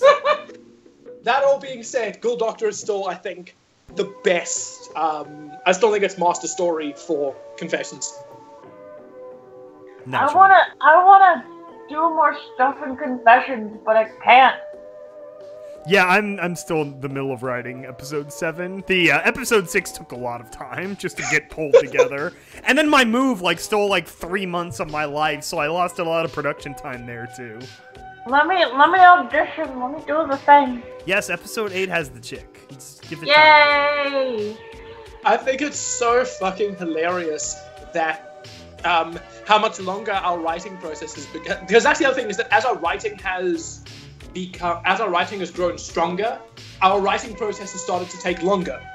I remember when Skybolt wrote Dose on 2 plane trips. Yeah? And I wrote Terminal Secrets episode 2 in 3 days. I remember when we used to write that fast. So long ago. Right? Now we write our stories. So now, in order to get that better quality, it's originally I was going to produce Terminal Secrets episode 6 simultaneously with episode 5, but I am still writing the script for episode 6 because it's going to take me a few months to write it. Partly because of the improved quality, also because, it's that Infinity War thing of wrapping up a multi-year story. Yeah. If there is one group of writers in the world that I do not envy, that I think have the worst writing job in the world right now, it's the writers of Infinity War Part 1 and 2. Well, yeah, you know who got that job now is the frickin' The Russo. Yeah, the Russo brothers. That is, look, that's one of the biggest gigs right now, but I think it might be the worst writing job you could possibly ask for. Oh, yeah. Because because they have to conclude 10 years of build-up. They have to write with I think it's like over 30 major characters that have all that have fucking with just an absurd amount of primary characters to write and balance. I mean, and deciding who to. I mean, they're gonna have to sideline certain characters, like the certain fucking certain characters who have had their own movies and who have been loved by fans are going to be relegated to minor character status in Infinity War, and they're gonna have to deal with the fallout from those fans who will be pissed off. And they'll have to deal with the fallout from fans who any misstep they make in trying to tell this story is going to lead them to a fucking nightmare. To be honest, I'm already surprised how well they integrated them for Civil War. That was very well handled. That is giving me a little bit of faith. Like, honestly, I think one of the major reasons they did Civil War wasn't because it was a very popular comic book story, but I think one of the major reasons they did it was almost as a test run to see, because the Russo brothers, they didn't write before that. They had just written The Winter Soldier. Yes. So Civil War was essentially their test run for Avengers, and they handled it well. But they are fucked for Infinity War. I do not envy them. I cannot even imagine the amount of pressure that they must be feeling right now. Like, even more pressure than David Benioff and D.B. Weiss for Game of Thrones. Yeah, that's another one where it's got to be good. They better... Right? I don't envy those writers. And they're good writers, but the problem with Game of Thrones is, and Marvel, is that because they've got such Floppy a wide... wieners? Pardon? Floppy wieners? Oh. Is that the issue with Game of Thrones? Floppy wieners? No, yeah, I know, they're not hard enough. Wieners, floppy wieners, floppy wieners, floppy wieners. Peter, Dinklage, Peter Wieners, floppy wieners. See, she's not complaining about the existence of the wiener. It's just that they're not active enough.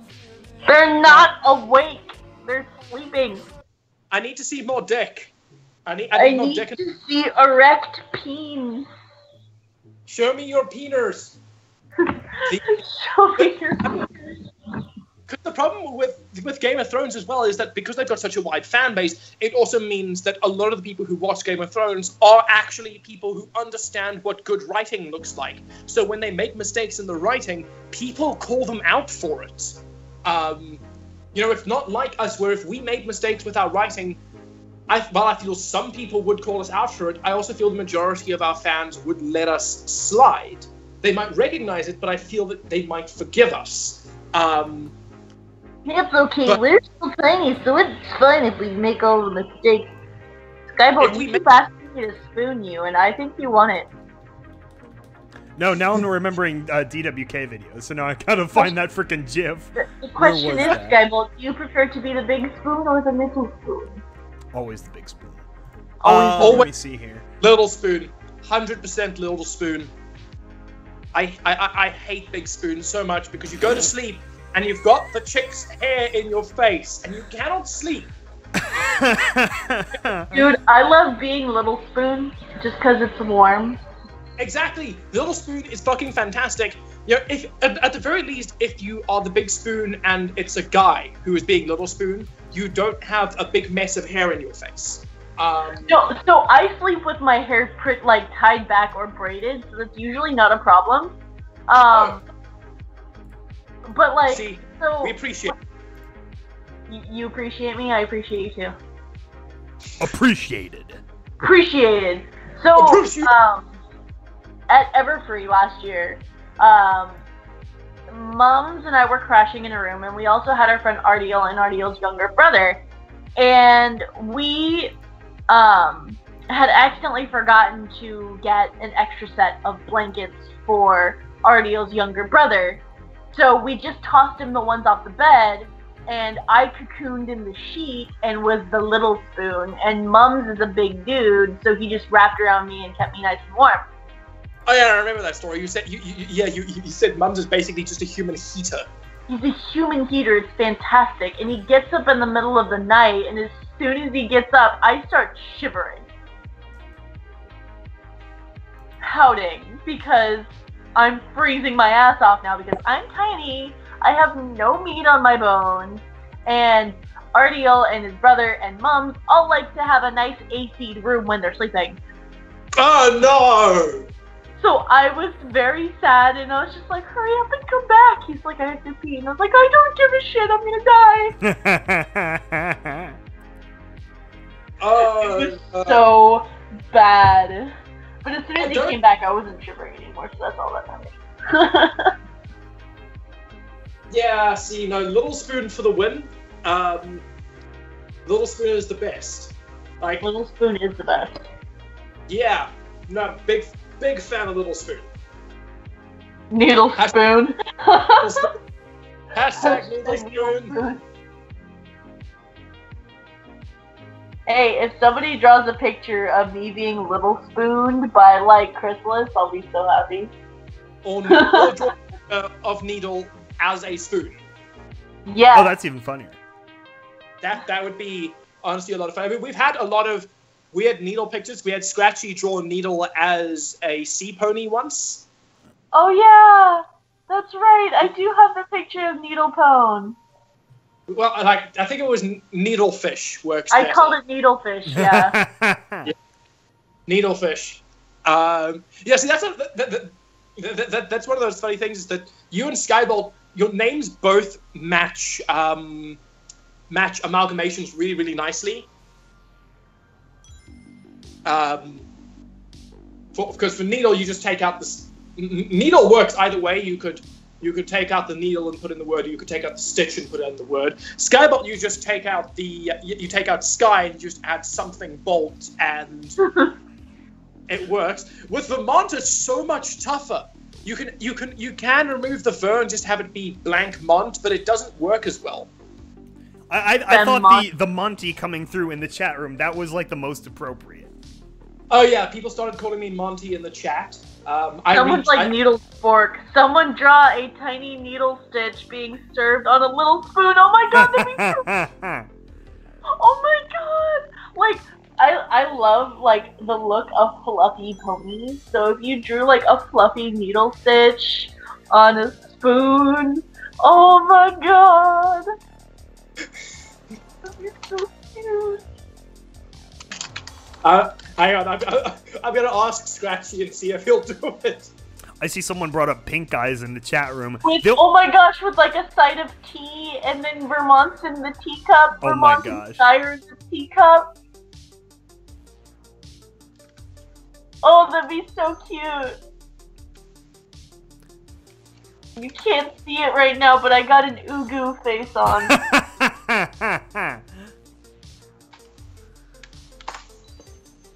I can be, like, in full-on character, like, when I'm cosplaying as Chrysalis and I'm dressed up and I'm trying to be that angry, like, bitchy kind of character.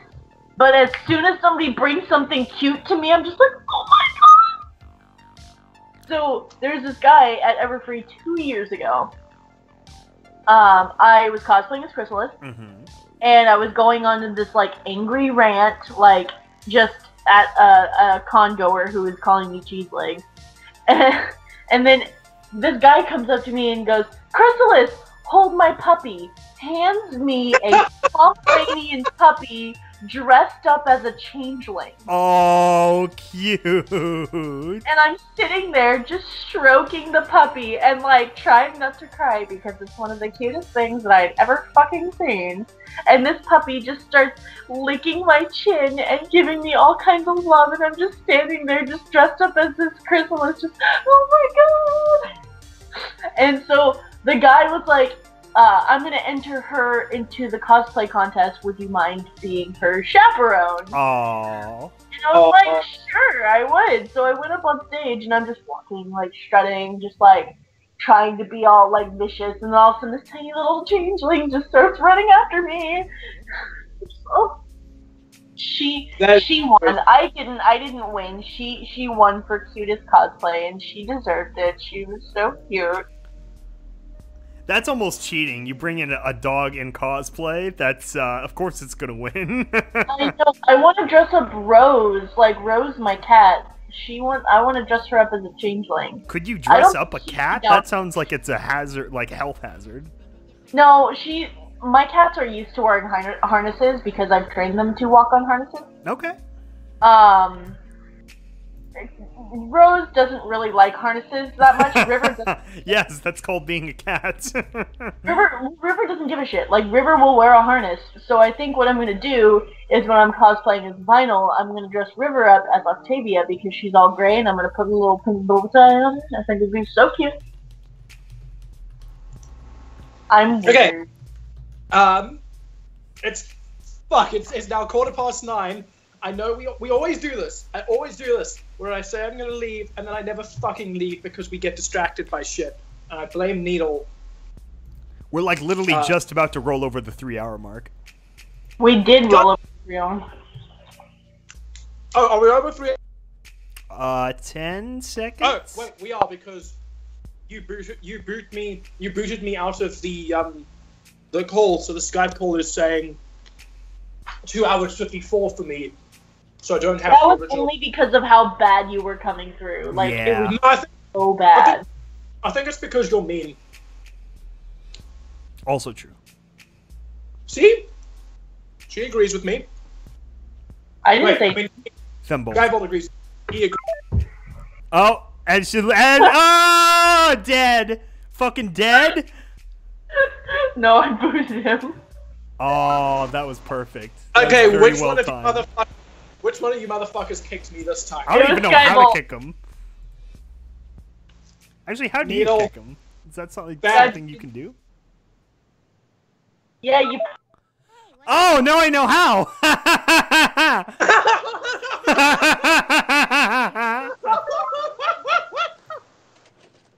We kicked Needle! No, Skybolt kicked Needle. I just learned how to do something new. Oh, she's not gonna come back now. Oh no, I think we broke Needle. Oh god. I'm gonna pay for that. Yeah. I literally wasn't sure though. I had to experiment, and she has kicked you twice now. She's typing in the chat. She's typing in the chat. It was friendly fire. I thought she had a helmet on. There's Needle. You're a cocksucker.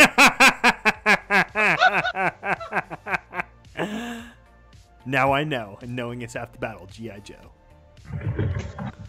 Oh, is that from G.I. Joe? It is from G.I. Joe. I did not know that.